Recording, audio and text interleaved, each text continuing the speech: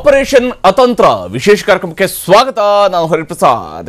ಸಂಕ್ರಾಂತಿಯ ದಿನ ಸಕ್ಸಸ್ ಆಗುತ್ತಾ ಬಿಜೆಪಿಯ ಆಪರೇಷನ್? ಕುಮಾರಸ್ವಾಮಿ ತಿರುಮಂತ್ರಕ್ಕೆ ಕಮಲ ಪಕ್ಷ ಬೆಚ್ಚಿ ಬಿದ್ದಿದ್ದೇಕೆ? ಇಬ್ಬರ ಎಳೆದಾಟದಲ್ಲಿ ಗೆಲ್ಲುವುದು ಯಾರು? ಇದು ಇವತ್ತಿನ ವಿಶೇಷ ಆಪರೇಷನ್ ಅತಂತ್ರ. ಆಪರೇಷನ್ ಕಮಲದ ವಿಚಾರಕ್ಕೆ ಸಂಬಂಧಪಟ್ಟಂತೆ ಯಡಿಯೂರಪ್ಪ ಅವರಿಗೆ ಸಿಎಂ ಎಚ್.ಡಿ. ಕುಮಾರಸ್ವಾಮಿ ಅವರು ತಿರುಗೇಟು ನೀಡಿದ್ದಾರೆ. ಯಾರ್ಯಾರ ಹೆಸರಲ್ಲಿ ರೂಮ್ ಬುಕ್ ಆಗಿದೆ ಇದು ನನಗೆ ಚೆನ್ನಾಗಿ ಗೊತ್ತಿದೆ ಅನ್ನುವಂತಹ ಮಾತನ್ನ ಮುಖ್ಯಮಂತ್ರಿ ಕುಮಾರಸ್ವಾಮಿ ಅವರು ಹೇಳಿದ್ದಾರೆ. ಬಿಜೆಪಿ ಶಾಸಕರ ಹೆಸರಿನಲ್ಲೇ ರೂಮ್ಗಳು ಬುಕ್ ಆಗಿವೆ. ಮುಂಬೈನಲ್ಲಿ ರೂಮ್ಗಳನ್ನ ಬುಕ್ ಮಾಡಲಾಗಿದೆ. ಮುಂಬೈನ ರೆಸಾರ್ಟ್ನಲ್ಲಿ ರೂಮ್ಗಳನ್ನ ಬುಕ್ ಮಾಡಲಾಗಿದೆ.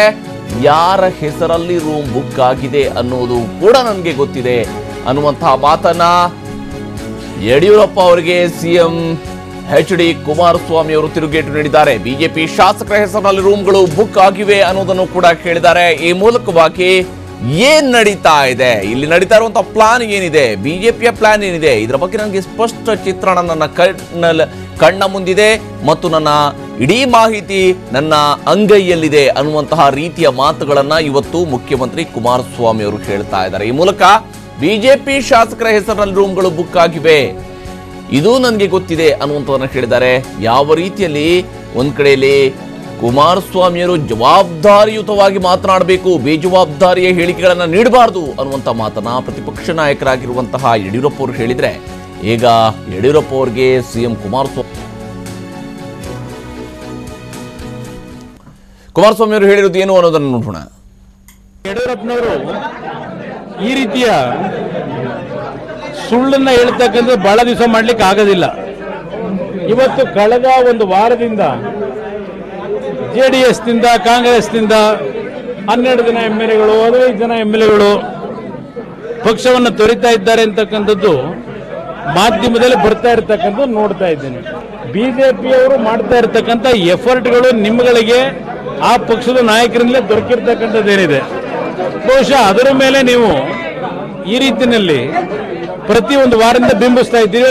ನಾನು ಬಿಜೆಪಿಯ ಶಾಸಕರನ್ನ ಇವತ್ತು ರಾಜೀನಾಮೆ ಕೊಡಿಸ್ತಕ್ಕಂಥ ಪ್ರಕರಣದಲ್ಲಿ ಭಾಗಿಯಾಗಿದ್ರೆ, ಇಲ್ಲ ಕಾಂಗ್ರೆಸ್ ನಾಯಕರು ಭಾಗಿಯಾಗಿದ್ರೆ, ಈ ಸರ್ಕಾರದಲ್ಲಿ ಇವತ್ತು ಗೊಂದಲ ಇದೆ, ಅಭದ್ರವಾಗಿದೆ, ಈ ಸರ್ಕಾರ ಬಿದ್ದೋಗ್ತಾ ಇದೆ, ರಾಜ್ಯಪಾಲರ ಆಡಳಿತ ಬರ್ತಾ ಇದೆ ಅಂತಕ್ಕಂಥ ಸುದ್ದಿ ಯಾತಿಗೆ ಬರ್ತಾ ಇದೆ?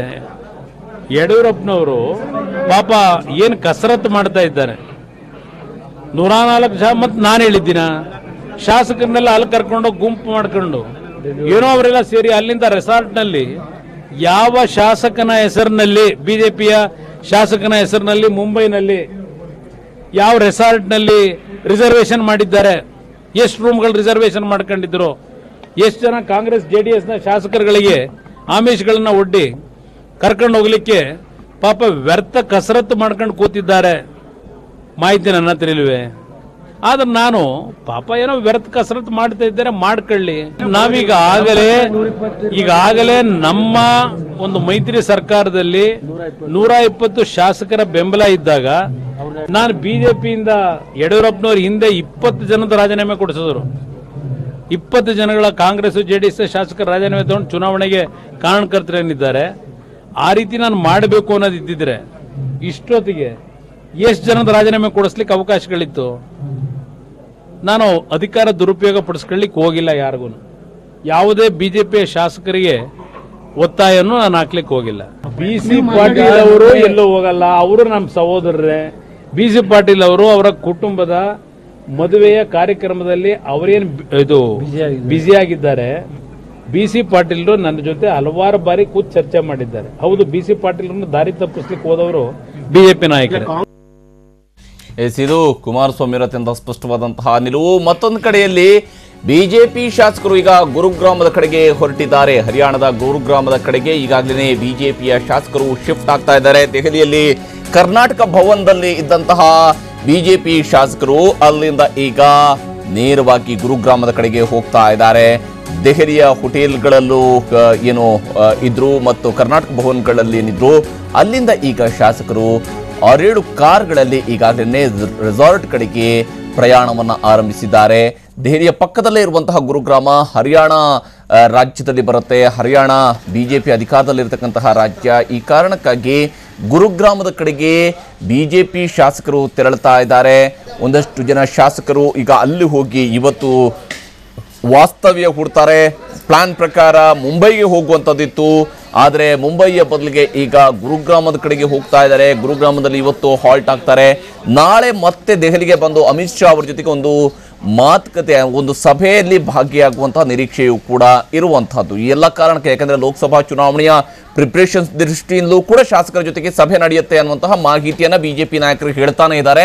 ಆದರೆ ಇದುವರೆಗೆ ಆ ಸಭೆ ನಡೆದಿಲ್ಲ. ಯಾಕಂದ್ರೆ ನಿನ್ನೆ ನಡಿಬೇಕಾಗಿತ್ತು ಅಥವಾ ಇವತ್ತು ನಡಿಬೇಕಾಗಿತ್ತು. ಯಾಕಂದ್ರೆ ಈಗಾಗಲೇ ಬಿಜೆಪಿ ಶಾಸಕರ ಟೂರ್ ಪ್ಲಾನ್ ಪ್ರಕಾರ ಕಳೆದ ಶುಕ್ರವಾರದಂದೇ ನಾವು ಹೇಳಿದ್ವಿ, ಬಹುತೇಕ ಸೋಮವಾರದ ತನಕ, ಅಂದ್ರೆ ಕಳೆದ ಗುರುವಾರದಂದೇ ಹೇಳಿದ್ವಿ, ಬಹುತೇಕ ಸೋಮವಾರದ ತನಕ ಶಾಸಕರೆಲ್ಲರೂ ಕೂಡ ದೆಹಲಿಯಲ್ಲಿ ಇರ್ತಾರೆ ಅಂತೇಳಿ. ಆದರೆ ಈಗ ಇನ್ನೂ ಒಂದು ಹೆಚ್ಚು ದಿವಸ, ಇನ್ನೊಂದು ದಿನ ಹೆಚ್ಚುವರಿಯಾಗಿ ದೆಹಲಿಯಲ್ಲಿ ಉಳ್ಕೊಳ್ಳೋದಕ್ಕೆ ಬಿಜೆಪಿಯವರು ಪ್ಲಾನ್ ಮಾಡ್ಕೊಂಡು, ಇದೆಲ್ಲವೂ ಕೂಡ ಆಪರೇಷನ್ನ ಪಾರ್ಟ, ಅಂದ್ರೆ ಆಪರೇಷನ್ನ ಭಾಗನ ಅನ್ನುವಂತಹ ಒಂದು ಸಂಶಯವೂ ಕೂಡ ಇದ್ದೇ ಇದೆ.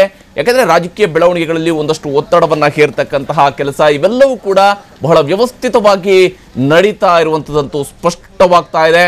ಒಟ್ಟಿನಲ್ಲಿ ಇವತ್ತು ಈಗ ಬಿಜೆಪಿ ಶಾಸಕರು ಏನು ದೆಹಲಿಯಲ್ಲಿದ್ರು, ಅವರು ನಿಧಾನಕ್ಕೆ ಈಗ ಗುರುಗ್ರಾಮದ ಕಡೆಗೆ ಹೋಗ್ತಾ ಇದ್ದಾರೆ. ಹರಿಯಾಣದ ಗುರುಗ್ರಾಮದಲ್ಲಿ ಅವರು ಒಂದು ರೆಸಾರ್ಟ್ನಲ್ಲಿ ಇವತ್ತು ವಾಸ್ತವ್ಯ ಹೂಡ್ತಾರೆ.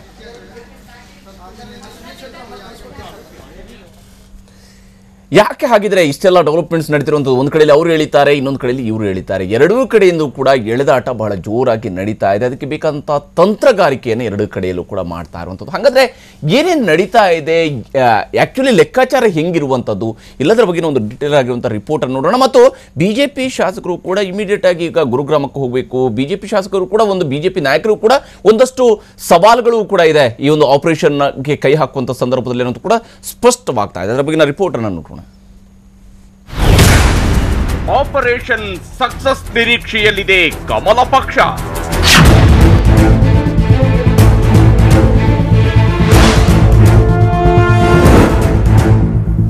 ಛಲಬಿಡದ ತ್ರಿವಿಕ್ರಮನಂತೆ ಕರ್ನಾಟಕದಲ್ಲಿ ಮತ್ತೆ ಅಧಿಕಾರ ಹಿಡಿಯಲೇಬೇಕು ಅಂತ ಹೊರಟಿರುವ ಯಡಿಯೂರಪ್ಪ ದೋಸ್ತಿ ಸರ್ಕಾರ ಕೆಡವಲು ಸಂಕ್ರಾಂತಿಯ ಮುಹೂರ್ತ ಫಿಕ್ಸ್ ಮಾಡಿದ್ದಾರೆ. ಸಂಕ್ರಾಂತಿಯ ದಿನಕ್ಕೆ ಆಪರೇಷನ್ ಸಕ್ಸಸ್ ಆಗುತ್ತೆ ಅನ್ನೋದು ಕಮಲ ಪಕ್ಷದ ನಾಯಕರ ನಂಬಿಕೆ. ಬಿಜೆಪಿ ರಾಷ್ಟ್ರೀಯ ಅಧಿವೇಶನಕ್ಕಾಗಿ ದೆಹಲಿಗೆ ಹೋಗಿರುವ ಬಿಜೆಪಿ ಶಾಸಕರು ಅಧಿವೇಶನ ಮುಗಿದು 2 ದಿನ ಕಳೆದರೂ ರಾಜ್ಯದ ಕಡೆಗೆ ಬಂದಿಲ್ಲ. ದೆಹಲಿಯಲ್ಲೇ ಬೀಡು ಬಿಟ್ಟಿರುವ ಬಿಜೆಪಿ ಶಾಸಕರು ನಾಳೆ ಏನಾಗುತ್ತೋ ಏನೋ ಎಂಬ ಸಣ್ಣ ಸೂಚನೆಯೂ ಇಲ್ಲದೆ ನಾಯಕರ ಆದೇಶ ಪಾಲಿಸುತ್ತಾ ಕೂತಿದ್ದಾರೆ.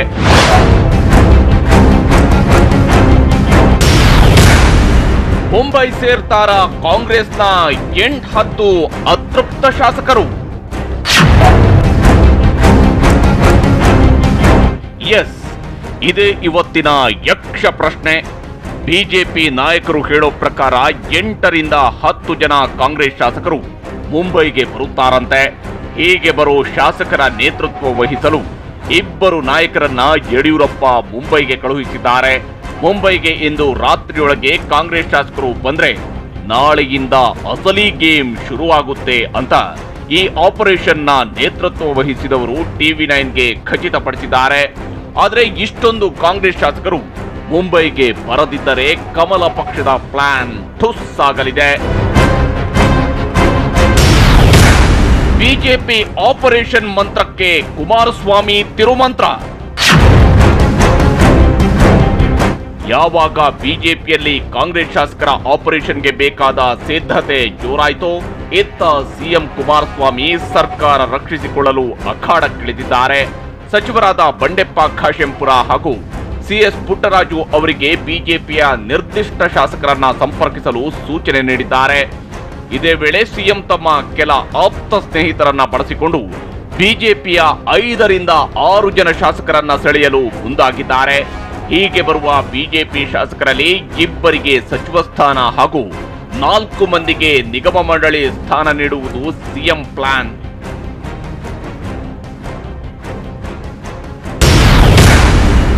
ಕುಮಾರಸ್ವಾಮಿ ಪ್ರತಿತಂತ್ರಕ್ಕೆ ಬೆದರಿತ ಬಿಜೆಪಿ.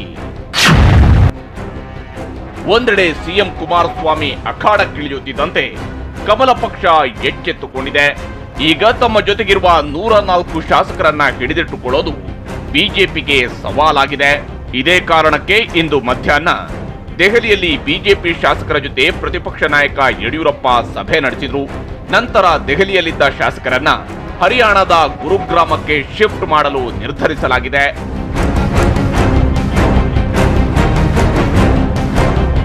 ಡೆಲ್ಲಿನಲ್ಲೂ ಇರ್ತಾರೆ, ಕೆಲವು ಗುರುಗಾಂವ್ ಆ ಕಡೆ ಎಲ್ಲ ಹೋಗಿ ಬರ್ತೀವಿ ಅಂತಾರೆ, ಹೋಗೋರು ಹೋಗಿ ಬರ್ತಾರೆ ಅಷ್ಟೇ. ಡೆಲ್ಲಿನಲ್ಲೂ ಇರ್ತಾರೆ, ಕೆಲವು ಗುರುಗಾಂವ್ ಆ ಕಡೆ ಎಲ್ಲ ಹೋಗಿ ಬರ್ತೀವಿ ಅಂತಾರೆ, ಹೋಗೋರು ಹೋಗಿ ಬರ್ತಾರೆ ಅಷ್ಟೇ.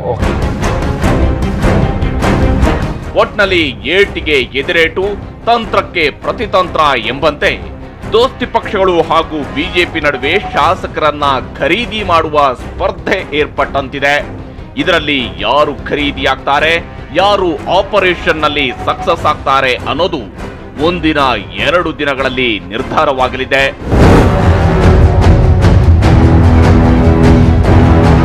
ನವದೆಹಲಿಯಿಂದ ಹರೀಶ್ ಜೊತೆ ವಿನಯ್, TV9 ಬೆಂಗಳೂರು.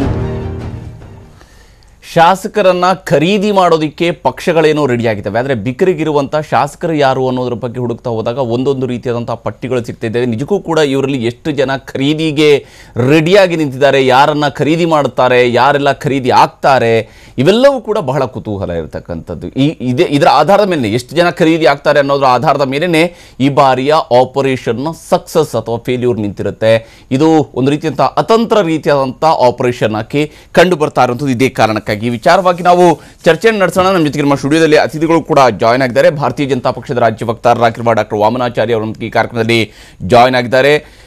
JDSನ ವಿಧಾನ ಪರಿಷತ್ ಸದಸ್ಯರಾಗಿರುವ TA ಶರವಣ ಜಾಯ್ನ್ ಆಗಿದ್ದಾರೆ. ಕಾಂಗ್ರೆಸ್ನ ವಿಧಾನ ಪರಿಷತ್ ಸದಸ್ಯರಾಗಿರುವ ಪ್ರಕಾಶ್ ರಾಥೋಡ್ ಅವರೊಂದಿಗೆ ಜಾಯ್ನ್ ಆಗಿದ್ದಾರೆ. ಹಿರಿಯ ಪತ್ರಕರ್ತ ಪ್ರಸನ್ನ ಕುಮಾರ್ ಅವರೊಂದಿಗೆ ಈ ಕಾರ್ಯಕ್ರಮದಲ್ಲಿ ಜಾಯ್ನ್ ಆಗಿದ್ದಾರೆ. ನಮ್ಮ ಅತಿಥಿಗಳ ಜೊತೆಗೆ ಚರ್ಚೆಯನ್ನು ಆರಂಭಿಸೋಣ. ಚಿಕ್ಕ ಬ್ರೇಕ್ ನಂತರ ಪ್ರೇಗೇಂದ್ರ ಮತ್ತೊಮ್ಮೆ ಸ್ವಾಗತ. ನಾವು ಚರ್ಚೆಯನ್ನು ಆರಂಭಿಸೋಣಕ್ಕಿಂತ ಮುಂಚಿತವಾಗಿ ಮತ್ತೊಂದು ಸುದ್ದಿಯ ಕಡೆ ಗಮನ ಹರಿಸೋಣ. ಈಗಾಗಲೇ ಬಿಜೆಪಿ ಶಾಸಕರೇನು ದೆಹಲಿಯಿಂದ ಹೊರಟಿದ್ದಾರೆ. ಗುರುಗ್ರಾಮದ ರೆಸಾರ್ಟ್ಗೆ ಬಿಜೆಪಿ ಶಾಸಕರು ತಲುಪಿದ್ದಾರೆ ಅನ್ನುವಂತಹ ಮಾಹಿತಿ ಲಭ್ಯವಾಗ್ತಾ ಇರುವಂಥದ್ದು. ಹರಿಯಾಣದ ಗುರುಗ್ರಾಮದಲ್ಲಿರುವಂತಹ ರೆಸಾರ್ಟ್ಗೆ ITC ಗ್ರ್ಯಾಂಡ್ ಭಾರತ್ ರೆಸಾರ್ಟ್ಗೆ ಈಗಾಗಲೇ ಬಿಜೆಪಿ ಶಾಸಕರು ತಲುಪಿದ್ದಾರೆ. ಕರ್ನಾಟಕದ ಬಿಜೆಪಿ ಶಾಸಕರು ದೆಹಲಿಯಿಂದ ಸುಮಾರು 60 ಕಿಲೋಮೀಟರ್ ದೂರದಲ್ಲಿರುವಂತಹ ಗುರುಗ್ರಾಮದ ಈ ಒಂದು ರೆಸಾರ್ಟ್ಗೆ ಬಂದಿಳಿದಿದ್ದಾರೆ.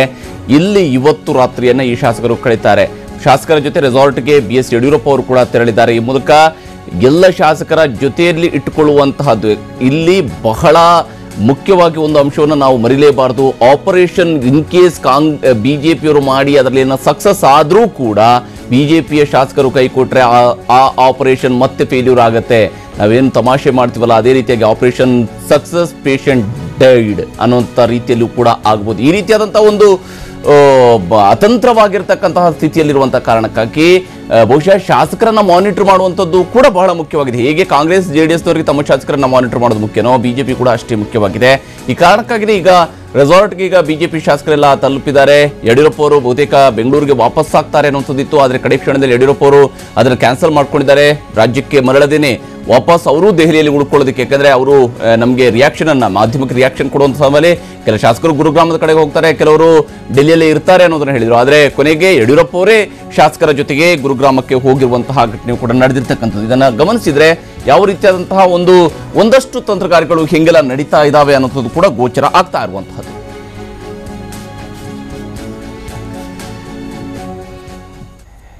ಇನ್ನೊಂದು ಕಡೆಯಲ್ಲಿ ಆಪರೇಷನ್ ಇಲ್ಲ ಅಂತ ಹೇಳ್ತಾನೆ ಬಿಜೆಪಿ ನಾಯಕರು ಒಂದಷ್ಟು ಚಟುವಟಿಕೆಗಳಲ್ಲಿ ನಿರತರಾಗಿದ್ದಾರೆ ಅನ್ನೋದು ಸ್ಪಷ್ಟವಾಗ್ತಾ ಇದೆ. ಯಾಕೆಂದ್ರೆ ಪಕ್ಷದ ಆಂತರಿಕವಾಗಿ ನಡೀತಾ ಇರುವಂತಹ ಬೆಳವಣಿಗೆಗಳನ್ನು ಗಮನಿಸಿದ್ರೆ ಇಂತಹ ಚಟುವಟಿಕೆ ಇದ್ದೇ ಇದೆ. ಹಾಗಿದ್ರೂ ಕೂಡ ಬಾಯಿ ಮಾತಿನಲ್ಲಿ ಹೇಳುವಾಗ ಏನೇನು ಮಾತನ್ನು ಹೇಳ್ತಾ ಇದ್ದಾರೆ ಬಿಜೆಪಿ ನಾಯಕರು ಅನ್ನೋದನ್ನು ನೋಡೋಣ.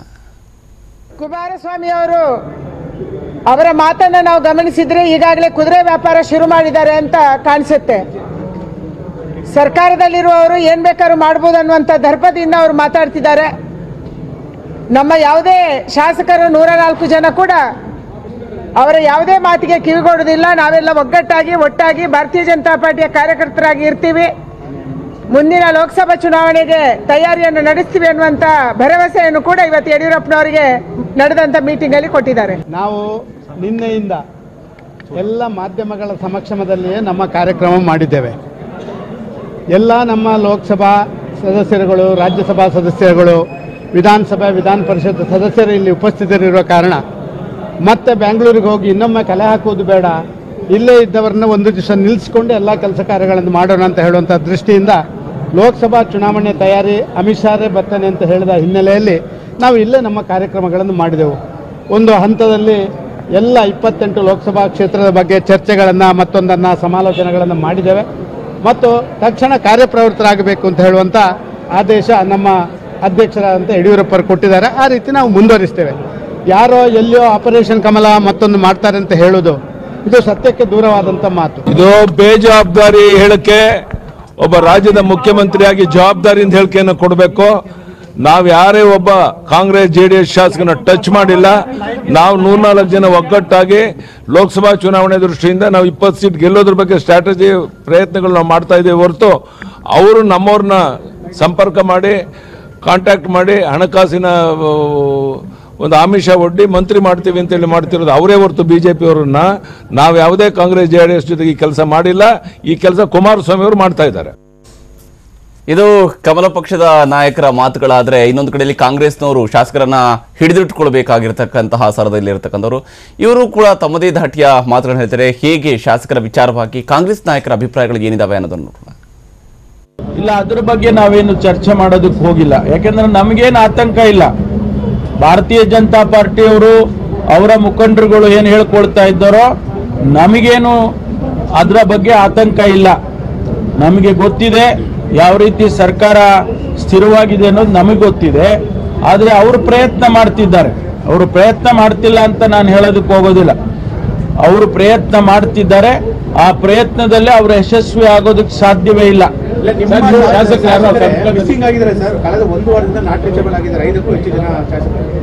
ನಾವು ಅದನ್ನೆಲ್ಲ ಗಮನಿಸ್ಕೊಂಡಿದ್ದೇವೆ. ಅವರನ್ನೆಲ್ಲ ವಾಪಸ್ ಕರ್ಕೊಂಡ್ಬರೋದಕ್ಕೆ ಯಾವ ರೀತಿ ಮಾಡಬೇಕು, ಅವ್ರು ಯಾವ ಕಾರಣಕ್ಕೆ ಹೋಗಿದ್ದಾರೆ ಗೊತ್ತಿಲ್ಲ ನಮ್ಗೆ. ಅವರೇನು ಯಾರು ಕೂಡ ಹೇಳಿಕೆ ಕೊಟ್ಟು ಅವರು ಹೋಗಿಲ್ಲ. ಅವರು ಯಾವ್ಯಾವ ಕಾರಣಕ್ಕೆ ಹೋಗಿದ್ದಾರೆ ನಮ್ಗೆ ಗೊತ್ತಿಲ್ಲ. ಸರ್ಕಾರ ಸ್ಥಿರವಾಗಿದೆ. ಯಾವುದೇ ಕಾರಣಕ್ಕೂ ಸರ್ಕಾರ ಅಸ್ಥಿರ ಆಗೋದಿಲ್ಲ, ಆಗೋದಕ್ಕೆ ಸಾಧ್ಯನೂ ಇಲ್ಲ. ಈಗ ಟೈಮ್ ಅಲ್ಲ, ನಾವು ಸ್ವಲ್ಪ ಪಾಲಿಟಿಕ್ಸ್ ಮಾಡ್ತಾ ಇಲ್ಲ ಅಷ್ಟೇ. ಪಾಲಿಟಿಕ್ಸ್ ಮಾಡ್ತೀವಿ. ಸ್ಟೇಟ್ಮೆಂಟ್ ಬರ್ತಾ ಇದೆ ಸರ್. ಒಂದಷ್ಟು ಜನ ನೀವು ಸಂಪರ್ಕ ಮಾಡಿದ್ರೆ ಯಾರು ಹೋಗಿಲ್ಲ. ಈಗ ಕಾಂಗ್ರೆಸ್ ಶಾಸಕರು ಎಲ್ಲೂ ಬೆಂಗಳೂರು ಬಿಟ್ಟು ಎಲ್ಲೂ ಹೋಗಿಲ್ಲ, ಅವ್ರ ಕ್ಷೇತ್ರ ಬಿಟ್ಟು ಎಲ್ಲೂ ಹೋಗಿಲ್ಲ. ಅವ್ರೆಲ್ಲೂ ಹೋಗ್ಲೇಬಾರ್ದ? ಕುಮಾರಸ್ವಾಮಿ ಅವರು ಹೇಳಿದ್ದಾರೆ ಸರ್, 3 ಶಾಸಕರು ಡೆಲ್ಲಿಲಿ ಇದ್ದಾರೆ ಅಂತ ಹೇಳಿದ್ದಾರೆ ಸರ್. ಇಲ್ಲ, ಹೋಗಿರ್ಬೋದು ಡೆಲ್ಲಿಗೆ ಅಂತ ಇಟ್ಕೊಳ್ಳೋಣ. ಏನು what is wrong in that? ಅದಕ್ಕೆ ಬೇರೆ ಬಣ್ಣ ಕಟ್ಟೋದಕ್ಕೆ ಡೆಲ್ಲಿಗೆ ಹೋದ್ರು, ಬಾಂಬೆಗೆ ಹೋದ್ರು, ಎಲ್ಲೂ ಹೋಗ್ಬಾರ್ದು MLAಗಳು. ಇದು ಕಾಂಗ್ರೆಸ್ ನಾಯಕರು ಕೇಳ್ತಾ ಇರುವಂತಹ ಸಮಜಾಯಿಷಿಯು ಕೂಡ ನಮ್ಮ ಮುಂದೆ ಇರತಕ್ಕಂಥದ್ದು. ಬಹುಶಃ ಈ ಸರ್ಕಾರ ಅಸ್ತಿತ್ವಕ್ಕೆ ಬಂದ ನಂತರ ಇದು ಚೌತಿಯ ದಿವಸಕ್ಕೆ ವಿಸರ್ಜನೆ ಆಗೋಗ್ಬಿಡುತ್ತೆ ಅನ್ನುವಂತಹ ಲೆಕ್ಕಾಚಾರ ಇತ್ತು. ದಸರೆಗಾದಾಗ ದಹನ ಆಗೋಗ್ಬಿಡುತ್ತೆ, ದಸರೆ ನಂತರ ಉಳ್ಕೊಳ್ಳಲ್ಲ ಅನ್ನುವಂಥದ್ದು ಬಂತು. ಬಹುಶಃ ಈಗ ಸಂಕ್ರಾಂತಿ ಬಂದಿದೆ. ಎಳ್ಳು ಬೆಲ್ಲ ಮಾತ್ರ ಅಲ್ಲ, ಕಿಚ್ಚಾಯಿಸೋದು ಕೂಡ ಇದೆ. ಬಹುಶಃ ಯಾರೀಗ ಕಿಚ್ಚಾಯಿಸ್ತಾರೆ, ಯಾರು ನಿಜಕ್ಕೂ ಕೂಡ ಇಲ್ಲಿ ಇದರಲ್ಲಿ ಪಾಸ್ ಆಗ್ತಾರೆ, ಇವೆಲ್ಲವೂ ಕೂಡ ಬಹಳ ಇಂಟ್ರೆಸ್ಟಿಂಗ್ ಆಗಿರ್ತಕ್ಕಂಥ ಅಂಶಗಳು. ಏನು ಹಂಗಾದ್ರೆ ರಾಜಕೀಯದಲ್ಲಿ ನಡೀತಿರುವಂತಹ ಚರ್ಚೆಗಳು ಎಷ್ಟು ಮಟ್ಟಿಗೆ ಸಕ್ಸಸ್ ಆಗುತ್ತೆ ಡಾಕ್ಟರ್ ವಾಮನಾಚಾರ್ಯ ಅವರು? ಈ ಸರ್ಕಾರ ವಿಸರ್ಜನೆ ಆಗೋಗ್ಬಿಡುತ್ತೆ ಅಂತಲೇ ಎಷ್ಟು ಚೇಷ್ಟೆ ಅದರ ಬಗ್ಗೆ ಚರ್ಚೆಗಳನ್ನು ಮಾಡಿದರೂ ಕೂಡ ನನಗನ್ಸುತ್ತೆ ನಾಳೆ ಸಾಯಂಕಾಲದಷ್ಟೊತ್ತಿಗೆ ಒಂದಿಷ್ಟು ಏನಾದರೂ ಇದ್ರದ್ದೇನು ಔಟ್ಕಮ್ಮು ಅನ್ನೋದು ಗೊತ್ತಾಗುತ್ತೆ. ಆದರೆ ಇದನ್ನು ನಾವು ಮಾಡ್ತಾ ಇದ್ದೇವೆ ಅನ್ನೋ ಪರಿಸ್ಥಿತಿ ಇಲ್ಲ. ಕಾಂಗ್ರೆಸ್ನಲ್ಲಿ ಅಸಮಾಧಾನಿತರಾದವರು ಜನತಾ ದಳದಲ್ಲಿ ಅಷ್ಟಾಗಿಲ್ಲ. ಯಾಕೆಂದರೆ ಬಿಟ್ಟು ಬರಬೇಕು ಅಂದರೆ ಅವ್ರಿಗೆ ತಮ್ಮ ಪಾರ್ಟಿಯಲ್ಲಿ ತೊಂದರೆ ಇದೆ. ಅವ್ರ ಏರಿಯಾದಲ್ಲಿ ದೇವೇಗೌಡರನ್ನ ವಿರುದ್ಧ ಹಾಕ್ಕೊಂಡ್ರು, ಕುಮಾರಸ್ವಾಮಿನ ವಿರುದ್ಧ ಹಾಕ್ಕೊಂಡ್ರು ಅನ್ನೋವಂಥ ಒಂದು ಭಾವನೆ ಇರುತ್ತೆ. ಇವತ್ತು ಕಾಂಗ್ರೆಸ್ ಏನಾಗಿದೆ, ನೀವು ಸಾಫ್ಟ್ ಟಾರ್ಗೆಟ್ ಅನ್ನು ನೋಡ್ತಾ ಇದ್ದೀರಿ. ಹಾಂ, ಅಂದರೆ ಎವ್ರಿಬಡೀಸ್ ಪ್ರಾಪರ್ಟಿ ನೋಬಡೀಸ್ ಪ್ರಾಪರ್ಟಿ ಆಗಿಬಿಟ್ಟಿದೆ ಕಾಂಗ್ರೆಸ್. ಅಂದರೆ ಕಾಂಗ್ರೆಸ್ ಕೇಳಿದ್ರೆ ನಮ್ಮ ಕಾಂಗ್ರೆಸ್ಸು ಅಂತಾರೆ. ಆದರೆ ಅಲ್ಲಿ ಪಕ್ಕ ಹೋಗಿ ನೋಡಿದರೆ ಕಾಂಗ್ರೆಸ್ ಯಾರ್ದು ಅಂತ ಸಿದ್ದರಾಮಯ್ಯನವ್ರಿಗೂ ಗೊತ್ತಿಲ್ಲ, ಪರಮೇಶ್ವರ್ ಅವ್ರಿಗೂ ಗೊತ್ತಿಲ್ಲ, ಸಾಮಾನ್ಯ MLAಗಳಿಗೂ ಗೊತ್ತಿಲ್ಲ. ಆವ್ ಜಾವ್ ಘರ್ ತುಮಾರ, ಯಾರು ಬೇಕಾದವ್ರು ಬರ್ರಿ ಹೋಗ್ರಿ ಅನ್ನೋವಂಥ ಒಂದು ವ್ಯವಸ್ಥೆ ಕಾಂಗ್ರೆಸ್ನಲ್ಲಿ ಆಗಿರೋದ್ರಿಂದ ಈಗ ಇದೆಲ್ಲ ಏನು ನಡೀತಾ ಇದೆಯಲ್ಲ, ಇದು ಕಾಂಗ್ರೆಸ್ನಲ್ಲಿರುವಂಥ ಒಂದು ವೀಕ್ನೆಸ್ಸಿನ ಒಂದು ಹೊರಗಡೆ ಕಾಣ್ತಿರುವಂಥದ್ದು. ಕಾಂಗ್ರೆಸ್ನ ವೀಕ್ನೆಸ್ ಇದು ಬಹುಶಃ ವಾಮನಾಚಾರ್ಯವರು ತಿರುಕನ ಕನಸು ಕಾಣ್ತಾ ಇದ್ದಾರೆ ಅಂತ ಕಾಣುತ್ತೆ. ಕಾಂಗ್ರೆಸ್ ಪಕ್ಷದ ಎಲ್ಲ ಶಾಸಕರು ಒಗ್ಗಟ್ಟಾಗಿದ್ದಾರೆ, ಒಂದಾಗಿದ್ದಾರೆ, ಎಲ್ಲೂ ಹೋಗಿಲ್ಲ, ಎಲ್ಲೂ ಹೋಗ್ತಾನೂ ಇಲ್ಲ. ಮಾಧ್ಯಮದಲ್ಲಿ ಬರುವಂಥ ಎಲ್ಲ ಹೆಸರುಗಳ ಬಗ್ಗೆ ನಾವು ನಮ್ಮ ಅಧ್ಯಕ್ಷರು ನಮ್ಮ ನಾಯಕರು ಮಾತಾಡಿದ್ದಾರೆ. ಎಲ್ಲರೂ ಸಂಪರ್ಕದಲ್ಲಿದ್ದಾರೆ. ಈಗಾಗಲೇ ನಮ್ಮ ಶಾಸಕಾಂಗ ಪಕ್ಷದ ನಾಯಕರು ಸಿದ್ದರಾಮಯ್ಯ ಸಾಹೇಬರು ಈಗಾಗಲೇ ತಾವು ತೋರಿಸ್ದಂಗೆ ಅವರು ತಮ್ಮ ವೈಯಕ್ತಿಕ ಕೆಲಸಕ್ಕೆ ಹೋಗಿರ್ಬೋದು. ಅಲ್ಲೆಲ್ಲಾದರೂ ಬಾಂಬೆಗಾದರೂ ಹೋಗಿರ್ಬೋದು, ಡೆಲ್ಲಿಗಾದರೂ ಹೋಗಿರ್ಬೋದು. ಒಬ್ಬರು ಶಾಸಕರು ಮಾಲ್ಡೀವ್ಸಲ್ಲಿ ತಮ್ಮ ಕುಟುಂಬದ ಜೊತೆಗಿದ್ದಾರೆ. ಸೊ ಅವರೆಲ್ಲ ತಮ್ಮ ಕೆಲಸದಲ್ಲಿ ಎಲ್ಲೆಲ್ಲೋ ಹೋಗಿದ್ದಾರೆ. ಅದಕ್ಕೆ ಅವರು ಕಾಂಗ್ರೆಸ್ ಬಿಟ್ಟು ಹೋಗ್ತಾ ಇದ್ದಾರೆ, ಕಾಂಗ್ರೆಸ್ ಯಾರು ಇದು ಇಲ್ಲ ಅದನ್ನು ಹೇಳಿದರು ವಾಮನಾಚಾರ್ಯರು. ಬಹುಶಃ ಅದು ಅವ್ರ ಪಕ್ಷಕ್ಕೆ ಸೀಮಿತವಾಗುತ್ತೆ. ನಮ್ಮ ಪಕ್ಷದಲ್ಲಿ ಆ ಥರ ಏನು ನಡೆದಿಲ್ಲ, ನಡೆಯೋದು ಇಲ್ಲ. ನಾವು ಸುರಕ್ಷಿತವಾಗಿ ಸ್ಥಿರವಾಗಿ ನಮ್ಮ ಸರ್ಕಾರ ಇದೆ. ನಾವೇನು ವಾಗ್ದಾನವನ್ನು ಕೊಟ್ಟಿದ್ದೇವೆ ಅದನ್ನು ಸಂಪೂರ್ಣವಾಗಿ ಪೂರ್ಣಗೊಳಿಸ್ತೀವಿ ಅಂತ ವಿಶ್ವಾಸ ನಮಗಿದೆ. ಶರವಣವ್ರೆ, ಅವ್ರು ಹೇಳ್ತಾರೆ, ನಿಮ್ಮ ದೋಸ್ತಿಗಳು ಹೇಳ್ತಿದ್ದಾರೆ ನಾವು ಸುರಕ್ಷಿತವಾಗಿದ್ದೀವಿ, ಏನಿಲ್ಲ ನಮ್ಮವರೆಲ್ಲೂ ಹೋಗ್ತಿಲ್ಲ ಅಂತ. ಇವ್ರು ಹೇಳ್ತಾರೆ ಅವ್ರೇನೋ ನಾಳೆ ಏನೋ ಆಗೋದಿದೆ ಅಂತೇಳಿ ಕಾಯ್ತಾ ಇದ್ದಾರೆ. ಹಾಗಾದ್ರೆ ಏನಕ್ಕಿದು ಅಂತೇಳಿ ವಾಮನಾಚಾರ್ಯರೇನು ಇವತ್ತೇನು ಹೊಸದಾಗಿ ಹೇಳ್ತಾ ಇದ್ದಾರಾ? ಸರ್ಕಾರ ಮೇ ತಿಂಗಳಲ್ಲಿ 23ನೇ ತಾರೀಕು ರಚನೆ ಆದಾಗಿಂದ ಗೌರಿ ಗಣೇಶಗೆ ಏನೋ ಒಂದು ಕೊಡ್ತೀವಿ, ಈ ರಾಜ್ಯದ ಜನತೆಗೆ ಏನೋ ಬದಲಾವಣೆ ಕೊಡ್ತೀವಿ, ಸರ್ಕಾರ ರಚನೆ ಮಾಡ್ತೀವಿ, ದಸರಾ ಕೊಡ್ತೀವಿ, ದೀಪಾವಳಿ ಕೊಡ್ತೀವಿ, ನವರಾತ್ರಿ ಕೊಡ್ತೀವಿ, ಇವತ್ತು ಹೊಸ ವರ್ಷ ಕೊಡ್ತೀವಿ, ಇವತ್ತು ಸಂಕ್ರಾಂತಿ ಕೊಡ್ತೀವಿ ಅಂತ ಹೇಳ್ಕೊಂಡಿದ್ದಾರೆ. ಮುಂದಕ್ಕೆ ಶಿವರಾತ್ರಿನೂ ಹೇಳ್ತಾರೆ, ಮತ್ತು ಯುಗಾದಿ ಹಬ್ಬನೂ ಬರುತ್ತೆ. ಪ್ರತಿ ತಿಂಗಳ ಹಬ್ಬಗಳು ಬರ್ತಾನೆ ಇರ್ತದೆ. ಆದರೆ ಇವತ್ತು ಒಂದು ಸಂವಿಧಾನಬದ್ಧ ಅಲ್ಲ, ಅವ್ರೇನು ಆಚರಿಸಿ ನಮಗೇನು ಬಿಡೋ ಪ್ರಶ್ನೆನೇ ಇಲ್ಲ. ನಮ್ಮ ಮುಖ್ಯಮಂತ್ರಿಗಳು ಬಹಳ ಸ್ಪಷ್ಟವಾಗಿ ಅವ್ರಿಗೆ ಯಾವುದೇ ಆತಂಕ ಇಲ್ಲ. ಆದರೂ ನಾನು ಹತ್ತಿರದಿಂದ ನೋಡಿದ್ದೀನಿ. ಇವ್ರು ಏನೇ ಹೇಳಿದ್ರು ಸಹ ಇವತ್ತು ಸನ್ಮಾನ್ಯ ಕುಮಾರಸ್ವಾಮಿ ಅವ್ರನ್ನ ಈವನ್ BJPಯ ಶಾಸಕರು ಕೂಡ ಇಷ್ಟಪಡ್ತಾರೆ. ಅದು ನೀವು ಅರ್ಥ ಮಾಡ್ಕೋಬೇಕು. ಯಾಕಂದ್ರೆ ಅವರೊಂದು ಮಾನವೀಯತೆ ದೃಷ್ಟಿಯಿಂದ ಪ್ರತಿಯೊಬ್ಬ ಶಾಸಕರಿಗೂ ಕೂಡ ಅವರು ವಿರೋಧ ಪಕ್ಷ ಆಡಳಿತ ಪಕ್ಷ ಅಂತ ಯಾವತ್ತೂ ನೋಡಿಲ್ಲ. ಯಾರೇ ಬಂದರೂ ಕೂಡ ಅವರು ಕೆಲಸ ಮಾಡಿಕೊಟ್ಟಿದ್ದಾರೆ. ಆ ಪ್ರೀತಿ ವಿಶ್ವಾಸವನ್ನ ಇವತ್ತು BJP ನಾಯಕರು ಕೂಡ ಇಟ್ಕೊಂಡಿದ್ದಾರೆ. ಆದರೆ ಯಡಿಯೂರಪ್ಪನವ್ರಿಗೂ ಎಲ್ಲೋ ಒಂದು ಕಡೆ ಭ್ರಮೆ ಆಗ್ಬಿಟ್ಟಿದೆ. ಇವತ್ತು ನಾನು ಸರ್ಕಾರವನ್ನು ಹಿಡಿಲೇಬೇಕು, ಏನೋ ಒಂದು ಸಾಧನೆ ಮಾಡಲೇಬೇಕು ಅಂತ ಹೇಳಿ ಇವತ್ತು ಕುತಂತ್ರ ರಾಜಕಾರಣ ಮಾಡಿಕೊಂಡು ಅವರು ಮಾಡುವಂತ ವ್ಯರ್ಥ ಏನಿದೆ, ಇವತ್ತು ವ್ಯರ್ಥ ಕಸರತ್ತು ಏನಿದೆ, ಅದ್ರಲ್ಲಿ ಯಾವುದೇ ಕಾರಣಕ್ಕೂ ಅವ್ರು ಯಶಸ್ವಿ ಆಗಲ್ಲ. ಅದು ಅವ್ರಿಗೂ ಕೂಡ ಗೊತ್ತಿದೆ. ಪಾರ್ಲಿಮೆಂಟ್ ಚುನಾವಣೆ ಬರೋ ಮುಂಚೆ ಏನೋ ಒಂದು ಮಾಡ್ಬಿಟ್ಟು ಇನ್ನೇನೋ ಆಗ್ಬೇಕು ಅಂತೇಳಿ ಏನೋ ಅಗಲ್ ಕನ್ಸ್ ಕಾಣ್ತಾ ಇದಾರಲ್ಲ. ಖಂಡಿತ ಇವತ್ತು ದೇವರ ಆಶೀರ್ವಾದದಿಂದ ಬಂದಿರತಕ್ಕಂತ ಸರ್ಕಾರ ಅಂತೇಳಿ ಪದೇ ಪದೇ ನಮ್ಮ ಮುಖ್ಯಮಂತ್ರಿಗಳು ಹೇಳಿರತಕ್ಕಂಥದ್ದು. ಯಾವುದೇ ಕಾರಣಕ್ಕೂ ಕೂಡ ಯಡಿಯೂರಪ್ಪನವರ ಒಂದು ವಿಚಾರದಲ್ಲಿ ಕೂಡ ಈ ಸರ್ಕಾರಕ್ಕೆ ಒಂದು ಆತಂಕ ಆತಂಕ ಆತಂಕ ಯಾಕಂದ್ರೆ ದೇವರ ಆಶೀರ್ವಾದದಿಂದ ದೇವರ ಹಬ್ಬಗಳನ್ನು ಯಾವಾಗ ಎಲ್ಲ ಖುಷಿಯಲ್ಲಿ ಆಚರಿಸಬೇಕು ಆಗಲೆಲ್ಲವೂ ಕೂಡ ಈ ಸರ್ಕಾರಕ್ಕೊಂದು ಆತಂಕ, ಇದಕ್ಕೊಂದು ಅಡ್ಡಿ, ಇದೆಲ್ಲವೂ ಕೂಡ ಬರ್ತಾ ಇದೆ. ಇದು ಯಾವ ಕಾರಣಕ್ಕೆ ಚರ್ಚೆ ನಾವು ಮುಂದುವರ್ಸೋಣ. ಪ್ರಸನ್ನ ಕುಮಾರ್ ಅವ್ರ ಜೊತೆ ಕೂಡ ಮಾತಾಡ್ತೀನಿ. ಚಿಕ್ಕ ಬ್ರೇಕ್ ನಂತರ ಬೇಗಂತರ ಮತ್ತೊಮ್ಮೆ ಸ್ವಾಗತ. ನಾವು ಚರ್ಚೆನ ಮುಂದುವರ್ಸೋಣ. ಹೇಗೆ ಆಪರೇಷನ್ ಸಕ್ಸಸ್ ಆಗುತ್ತೆ ಅನ್ನೋದನ್ನ ಕಾಯ್ತಾ ಇರುವಂತಹದ್ದು ಒಂದು ಪಕ್ಷ ಕಾಯ್ತಾ ಇದೆ. ಮತ್ತೊಂದು ಕಡೆಯಲ್ಲಿ ಆ ಕೌಂಟರ್ ಆಪರೇಷನ್ ಹಿಂಗೆ ಮಾಡಬೇಕು ಅನ್ನೋದನ್ನ ಲೆಕ್ಕಾಚಾರ ಹಾಕೊಂಡು ಕುಳಿತಿರುವಂಥದ್ದು ದೋಸ್ತಿ ಪಕ್ಷವು ಕೂಡ ನಡೆಸ್ತಾ ಇರುವಂಥದ್ದು. ಪ್ರಸನ್ನ ಕುಮಾರ್ ಅವರೇ, ಏನಿದು, ಏನು ನಡೆಯುತ್ತೆ, ಎಷ್ಟರ ಮಟ್ಟಿಗೆ ಇದು ಆಪರೇಷನ್ ಸಕ್ಸಸ್ ಅಂತೇಳಿ? ಪ್ರೊಫೆಸರ್, ಈಗ ಒಂದು ಕಡೆ BJPನವರು ನಾವೇನು ಮಾಡ್ತಾ ಇಲ್ಲ, ನಾವು ಬರೀ ಲೋಕಸಭಾ ಚುನಾವಣೆಗೆ ನಮ್ಮದು ತಯಾರಿ ಮಾಡ್ಕೊಂಡಿದ್ದೀವಿ ಅಂತ ಅವ್ರು ಹೇಳ್ತಾ ಇದ್ದಾರೆ. ಇನ್ನೊಂದು ಕಡೆ ಕಾಂಗ್ರೆಸ್ನವರು ಅಥವಾ ಜನತಾದಳದವರು ನಮ್ಮ ಪಕ್ಷದಿಂದ ಯಾರು ಆ ಕಡೆ ಹೋಗ್ತಾ ಇಲ್ಲ, ಎಲ್ಲರೂ ಸುಭದ್ರವಾಗಿದೆ, ಸರ್ಕಾರ ಸುಭದ್ರವಾಗಿದೆ ಅಂತ. ಆದರೆ ಇಡೀ ರಾಜ್ಯದ ಜನ, ದೇಶದ ಜನ, ಕರ್ನಾಟಕದ ರಾಜಕೀಯಕ್ಕೆ ಸಂಬಂಧಪಟ್ಟಂತೆ ಚಟುವಟಿಕೆಗಳು ಏನು ನಡೀತದೆ ಎಲ್ಲರೂ ನೋಡ್ತಾ ಇದ್ದಾರೆ. ಅಂದರೆ ಬೆಂಕಿ ಇಲ್ಲದೆ ಹೊಗೆ ಹಾಡೋದಿಲ್ಲ, ಇಲ್ಲೂ ಏನೋ ನಡೀತಾ ಇದೆ. ಅದು ಬಹುಶಃ ನಾಳೆ ಅದು ಜ್ವಾಲೆ ಯಾವ ರೀತಿ ಆಚೆ ಬರುತ್ತೆ ಅಂತ ಗೊತ್ತಿಲ್ಲ. ಈಗ ನಂಬರ್ ಗೇಮ್ ಓಕೆ ನಡೀತಾ ಇದೆ ಅಂತಲೇ ಆರ್ಗ್ಯುಮೆಂಟ್ಸ್ ಯಾಕೆ ಇಟ್ಕೊಂಡ್ರು. ಇವತ್ತು BJPನಲ್ಲಿ ಇರ್ತಕ್ಕಂಥದ್ದು 104. ಅವ್ರಿಗೇನಾದ್ರೂ ಈ ಸರ್ಕಾರನ ಅಲ್ಪಮತಕ್ಕೆ ಇಳಿಸ್ಬೇಕು. ಆಮೇಲೆ ಇಂಡಿಪೆಂಡೆನ್ಸ್ ಇಬ್ಬರಿದ್ದಾರೆ. ಇವತ್ತು ಇಂಡಿಪೆಂಡೆನ್ಸ್ ಒಂದಲ್ಲ ಒಂದು ಕಾರಣಕ್ಕೆ ಒಬ್ಬರು ಮಂತ್ರಿಗಿರಿ ಸಿಗಲಿಲ್ಲ, ಒಬ್ಬರು ಮಂತ್ರಿಗಿರಿ ಸಿಕ್ಕಿ ಅವರನ್ನು ಹೊರದಬ್ಬಿದ್ರಿಂದ ಅವ್ರು ಸಹಜವಾಗಿ BJP ಜೊತೆ ಗುರುತಿಸ್ಕೊಂತಾರೆ ಅಂತಂದರೆ ವಾದಕ್ಕೆ ನಾವು ಇಟ್ಕೊಂಡ್ರು ಅದನ್ನು 106 ಆಗುತ್ತೆ ಅವರಲ್ಲಿ. ಸೊ ಇನ್ನು ನಂಬರ್ ಗೇಮಿಗೆ ಬಂದರೆ ಕನಿಷ್ಠ 13 ಜನ ರಾಜೀನಾಮೆ ಕೊಡ್ಬೇಕಂದ್ರೆ ನಂಬರ್ ಕಡಿಮೆ ಆಗಬೇಕು ಕಾಂಗ್ರೆಸ್ ಮತ್ತು JDS. ಅದು ಸಾಧ್ಯ ಆಗುತ್ತಾ? ಆಮೇಲೆ ಒಂದು ದಿವಸದಲ್ಲಿ ಆಗತ್ತ ಪ್ರಕ್ರಿಯೆ ಅಲ್ಲ. ನಾಳೆ ಯಾರು ರಾಜೀನಾಮೆ ಕೊಡಕ್ಕೆ ಮುಂದೆ ಬಂದ್ರೆ 13 ಜನ ರಾಜೀನಾಮೆ ಕೊಟ್ಟಾಗ್ಲೂ ಕೂಡ 106 ಮತ್ತು 105 ವ್ಯತ್ಯಾಸದಲ್ಲಿ ಸರ್ಕಾರ ನಡೆಸೋದು ಕಷ್ಟ. ಪ್ಲಸ್ ಪ್ರತಿತಂತ್ರ ರಾಜಕೀಯ ತಂತ್ರಗಾರಿಕೆನೂ ಹೊಂದಿದೆ. ಕಾನೂನು ಹೋರಾಟ, ಸಂವಿಧಾನದ ಅಂಗಗಳು ಯಾವ್ಯಾವ ರೀತಿ, ಅದು ಸ್ಪೀಕರು, ಗವರ್ನರು ಯಾವ್ಯಾವ ರೀತಿ ತೀರ್ಮಾನಗಳು ಮಾಡ್ತಾರೆ, ಇವೆಲ್ಲ ಸಾಕಷ್ಟು. ಆಮೇಲೆ ಒಂದು ದಿವಸದಲ್ಲಿ ಆಗೋಂಥದ್ದಲ್ಲ. ಆಮೇಲೆ ಯಾವುದೇ ರೆಸಾರ್ಟ್ನಲ್ಲೇ ಆಗಲಿ ರಸ್ತೆನಲ್ಲೇ ಆಗಲಿ ಸರ್ಕಾರ ಯಾವತ್ತು ಬೀಳ್ಸೋಕ್ಕಾಗಲ್ಲ, ಅದು ಶತಸಿದ್ಧ. ಯಾರು ಎಲ್ಲೇ ರೆಸಾರ್ಟ್ಗೆ ಹೋದ್ರು ಅಂತಿಮವಾಗಿ ಅವರು ನಮ್ಮ ಶಾಸನ ಸಭೆಗೆ ಬರಲೇಬೇಕು, ವಿಧಾನಸಭೆನಲ್ಲೇ ಅದು ನಿಗದಿ ಆಗಬೇಕು, ಯಾರು ರಾಜೀನಾಮೆ ಕೊಡ್ತಾರೆ ಅಥವಾ ಸಂಖ್ಯಾಬಲ ಏನಿದೆ ಅಂತದ್ದು. ಆದರೆ ಈ ಪ್ರಕ್ರಿಯೆ ಇದೆಯಲ್ಲ ಅದೇ ಭಾಳ ತೊಡಕಿಂದಿದೆ, ಭಾಳ ರಿಸ್ಕಿ ಜಾಬ್ ಇದು. ಈಗ BJPನವರು ಸಾಕಷ್ಟು ಇದರಲ್ಲಿ ಸ್ವಲ್ಪ ಕೈ ಸುಟ್ಕೊಂಡಿದ್ದಾರೆ, ಪ್ಲಸ್ ಬಹಳಷ್ಟು ಇರಿಸುಮುರುಸುಗೂ ಒಳಗಾಗಿದ್ದಾರೆ. ಈ ಸಲ ಬಹುಶಃ ದೆಹಲಿ ಮಟ್ಟಕ್ಕೆ ಇದು ರೀಚ್ ಆಗಿದೆ. ಇತ್ತೀಚೆಗೆ ಪ್ರಧಾನಮಂತ್ರಿಗಳು ಸಹ ಹಲವಾರು ಬಾರಿ ಕರ್ನಾಟಕದ ರಾಜಕೀಯ ಸಂಬಂಧಪಟ್ಟಂತೆ ಕೆಲವು ಹೇಳಿಕೆಗಳನ್ನು ಕೊಟ್ಟಿದ್ದಾರೆ. ಅದು ಮೊನ್ನೆ ಇತ್ತೀಚೆಗೆ ಅವರು ಕುಮಾರಸ್ವಾಮಿ ಅವ್ರ ಬಗ್ಗೆ ಕೊಟ್ಟಂತ, ಅದು ಕಾಂಗ್ರೆಸ್ನ ಗುರಿಯಾಗಿ ಇಟ್ಕೊಂಡು ಕೊಟ್ಟಂತ ಒಂದು ಹೇಳಿಕೆ. ಇದೆಲ್ಲ ನೋಡಿದ್ರೆ ಮತ್ತೆ ದೆಹಲಿಯಲ್ಲಿ ನಡೀತಾ ಚಟುವಟಿಕೆ ನೋಡಿದ್ರೆ ಪಕ್ಷದ ಬಿಜೆಪಿಯ ಹೈಕಮಾಂಡ್ ಸಹ ಇವತ್ತು ಆಶೀರ್ವಾದ ಇದೆಯನ್ನು ಮುಂದೆ ನಾಳೆ ನಡೀಬಹುದಾದ ಯಾವುದಾದ್ರು ಚಟುವಟಿಕೆಗೆ ಅನ್ನೋ ಒಂದು ಭಾವನೆಯನ್ನು ಎಲ್ಲರಲ್ಲೂ ಬಂದಿದೆ. ಯಾಕಂದ್ರೆ ಅವರ ಮನೆ ಬಾಗಿಲಲ್ಲೇ ನಡೀತಾ ಇರೋದ್ರಿಂದ ಗೊತ್ತಿಲ್ಲ ಅಂತ ಹೇಳೋಕ್ಕಾಗೋದಿಲ್ಲ. ಅವರು ಇವತ್ತು ಡೆಲ್ಲಿನಲ್ಲೇ ನಡೀತಾ ಇರೋದ್ರಿಂದ. ಸೊ ನಾಳೆ ಇರ್ತಕ್ಕಂಥದ್ದು, ಒಂದು ವೇಳೆ ಇವರೇನಾದ್ರು ಉದ್ದೇಶಿತ ಏನು ಕಾರ್ಯಕ್ರಮ ಇದೆ, ಎಷ್ಟು ಜನ ರಾಜೀನಾಮೆ ಕೊಡ್ತಾರೆ, ಯಾರು ಕೊಡ್ತಾರೆ, ಎಲ್ಲಿ ಕೊಡ್ತಾರೆ, ಯಾವ ರೀತಿ ಕಾಸ್ ಆಫ್ ಆಕ್ಷನ್ ಬೇಕೀಗ ನಿಮ್ಮೊಂದು. ಕಾಸ್ ಆಫ್ ಆಕ್ಷನ್ ಎಲ್ಲಿ ದೃಷ್ಟಿ ಹೋಗುತ್ತೆ? ರಾಜ್ಯಪಾಲರಿಗೆ ಹೋಗಿ ಬೆಂಬಲ ವಾಪಸ್ ತಗೊಂತಾರೋ ಅಥವಾ ಸ್ಪೀಕರ್ ಹೋಗಿ ರಾಜೀನಾಮೆ ಕೊಡ್ತಾರೋ? ನೇರವಾಗಿ ರಾಜ್ಯಪಾಲರ ಹತ್ರ ಹೋಗಿ ಬೆಂಬಲ ವಾಪಸ್ ಪತ್ರವನ್ನ ಶಾಸಕರು ಹೋಗಿ ಕೊಡೋದಕ್ಕೆ ಸಾಧ್ಯ ಆಗುತ್ತಾ ಅಂತ ಹೇಳಿ ಕೊಡ್ಬೋದು. ಯಾಕೆ ಅಂತ ಹೇಳಲ್ಲ, ಈಗ 118 ಪಕ್ಷ ಏನ್ ತೆಗೆದುಕೊಳ್ಳೋದು ಅಲ್ಲ, ಅವಾಗ ಅದು ಮತ್ತೆ ಅದು ಕಾನೂನು ಹೋರಾಟ ಶುರು ಆಗ್ತದೆ. ನಾವು ಹಿಂದೆ ನೋಡಿದೀವಿ, 16 ಜನ ಹಿಂದೆ ಬಿಜೆಪಿ ಯಡಿಯೂರಪ್ಪನ ಮುಖ್ಯಮಂತ್ರಿ ಆಗಿದ್ದಾಗ 16 ಜನ ಹೋಗಿ ನೇರವಾಗಿ ರಾಜ್ಯಪಾಲರಿಗೆ ಕೊಟ್ಟಾಗ ಅವತ್ತ ಸ್ಪೀಕರ್ ಏನು ತೀರ್ಮಾನ ಮಾಡೋ ಎಲ್ಲ ನಮ್ಮಲ್ಲೇ ಸಾಕಷ್ಟು ಉದಾಹರಣೆಗಳಿದೆ. ಇಲ್ಲಿ ಎಲ್ಲೂ ನಾವು ಬೇರೆ ರಾಜ್ಯಗಳಿಗೆ ಎಲ್ಲೂ ಹೋಗಬೇಕಾಗಿಲ್ಲ, ಎಲ್ಲ ಇಲ್ಲೇ ಇದೆ. ಕೊಟ್ಟರೆ ಏನಾಗುತ್ತೆ, ತದನಂತರ ಸ್ಪೀಕರ್ಗಳು ಯಾವ ರೀತಿ ಅದನ್ನ ನಿರ್ಣಯ ಮಾಡ್ತಾರೆ, ಅದು ಪಕ್ಷದ ದೃಷ್ಟಿಯಿಂದ ಇಟ್ಕೊಂಡು ಅದನ್ನೆಲ್ಲ ನೆಕ್ಸ್ಟ್ ಅದು ಆರ್ಗ್ಯುಮೆಂಟಿಗೆ ಬರ್ತಕ್ಕಂಥದ್ದು. ಅದಕ್ಕೆ ಹೇಳಿದ್ರು ಕಾಸ್ ಆಫ್ ಆಕ್ಷನ್ ಶುರು ಆಗಬೇಕು ಅಂತ ಹೇಳಿದ್ರೆ ಬರೀ ರೆಸಾರ್ಟ್ಗಳಿಗೆ ಹೋದ್ರೆ ಆಗೋದಿಲ್ಲ, ಅದು ಅಥವಾ ಬೇರೆ ಬೇರೆ ಗುಟ್ಟಾಗಿ ಸಭೆ ಮಾಡಿದ್ರೆ ಆಗೋದಿಲ್ಲ, ರೂಮ್ಗಳಲ್ಲಿ ಬಾಲಕಂಗೆ ಕೂತ್ರೆ ಆಗೋದಿಲ್ಲ. ನೀವು ಅದು ಕಾರ್ಯಗತ ಆಗಬೇಕು ಅಂದರೆ ನೀವಿಲ್ಲ ಸ್ಪೀಕರ್ ಕಚೇರಿಗೆ ಬರಬೇಕು ರಾಜೀನಾಮೆ ಪತ್ರದೊಂದಿಗೆ, ಇಲ್ಲ ಬೆಂಬಲ ವಾಪಸ್ ತಗೊಂತೀವಿ ಅಂತ ರಾಜಭವನಕ್ಕೆ ಬರಬೇಕು. ಈ ಎರಡು ಬರದಲ್ಲೇ ಕಾಸ್ ಆಫ್ ಆಕ್ಷನ್ ಶುರು ಆಗೋದಿಲ್ಲ. ಅಲ್ಲಿವರೆಗೂ ಈ ಮುಸುಕಿನ ಗುದ್ದಾಟ ನಡೀತಾ ಇರ್ತದೆ. ಅವ್ರು ಮಾಡಿದ್ರೇನು ನಾವು ಮಾಡಿದ್ರೇನು ಅಂತ.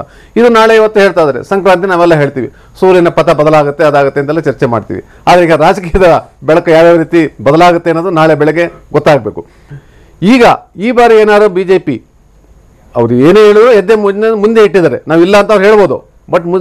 ಬಟ್ ಏನಾದ್ರು ಈ ಸಲ ಸಫಲ ಆಗಲಿಲ್ಲ ಅಂದರೆ ಬಹಳ ದೊಡ್ಡ ಪೊಲಿಟಿಕಲಿ ಸೆಟ್ ಬೇಕಾಗ್ತದೆ ಅವ್ರಿಗೆ. ಯಾಕಂದ್ರೆ ಪಾರ್ಲಿಮೆಂಟ್ ಚುನಾವಣೆ ಮುಂಚೆ ಮಾಡ್ತಾ ಇರ್ತಕ್ಕಂಥ ಒಂದು ಅವರಿದು, ಅವ್ರು ಯಾವ್ಯಾವ ರೀತಿ ಲೆಕ್ಕಾಚಾರ ಹಾಕೊಂಡು ಮುಂದಕ್ಕೆ ಹೋಗ್ತಾ ಇದ್ರು. ಇಲ್ಲೇನಾಗಿದೆ, ಈಗ ನೀವು ನೈತಿಕವಾಗಿ ಯಾರನ್ನು ಮಾತಾಡೋ ಸ್ಥಿತಿಯಲ್ಲಿ ಯಾರೂ ಇಲ್ಲ ಇವತ್ತು. ಸರಿ ತಪ್ಪು ಯಾವುದೋ ವಿಚಾರದಲ್ಲಿ ಇಲ್ಲ ಇವತ್ತು. ಯಾಕೆಂದರೆ ನೀವು ನಮ್ಮದನ್ನ 10 ತೊಗೊಂಡ್ರೆ ನಾವು ನಿಮ್ದು 5 ತೊಗೊತೀವಿ ಅಂತೇಳಿ ಒಬ್ರಿಗೊಬ್ರು ಮಾತಾಡ್ತಾ ಇರೋದ್ರಿಂದ, ಅಂದರೆ ಖರೀದಿಗೆ ಎರಡೂ ಕಡೆಯೂ ರೆಡಿ ಇದ್ದಾರೆ.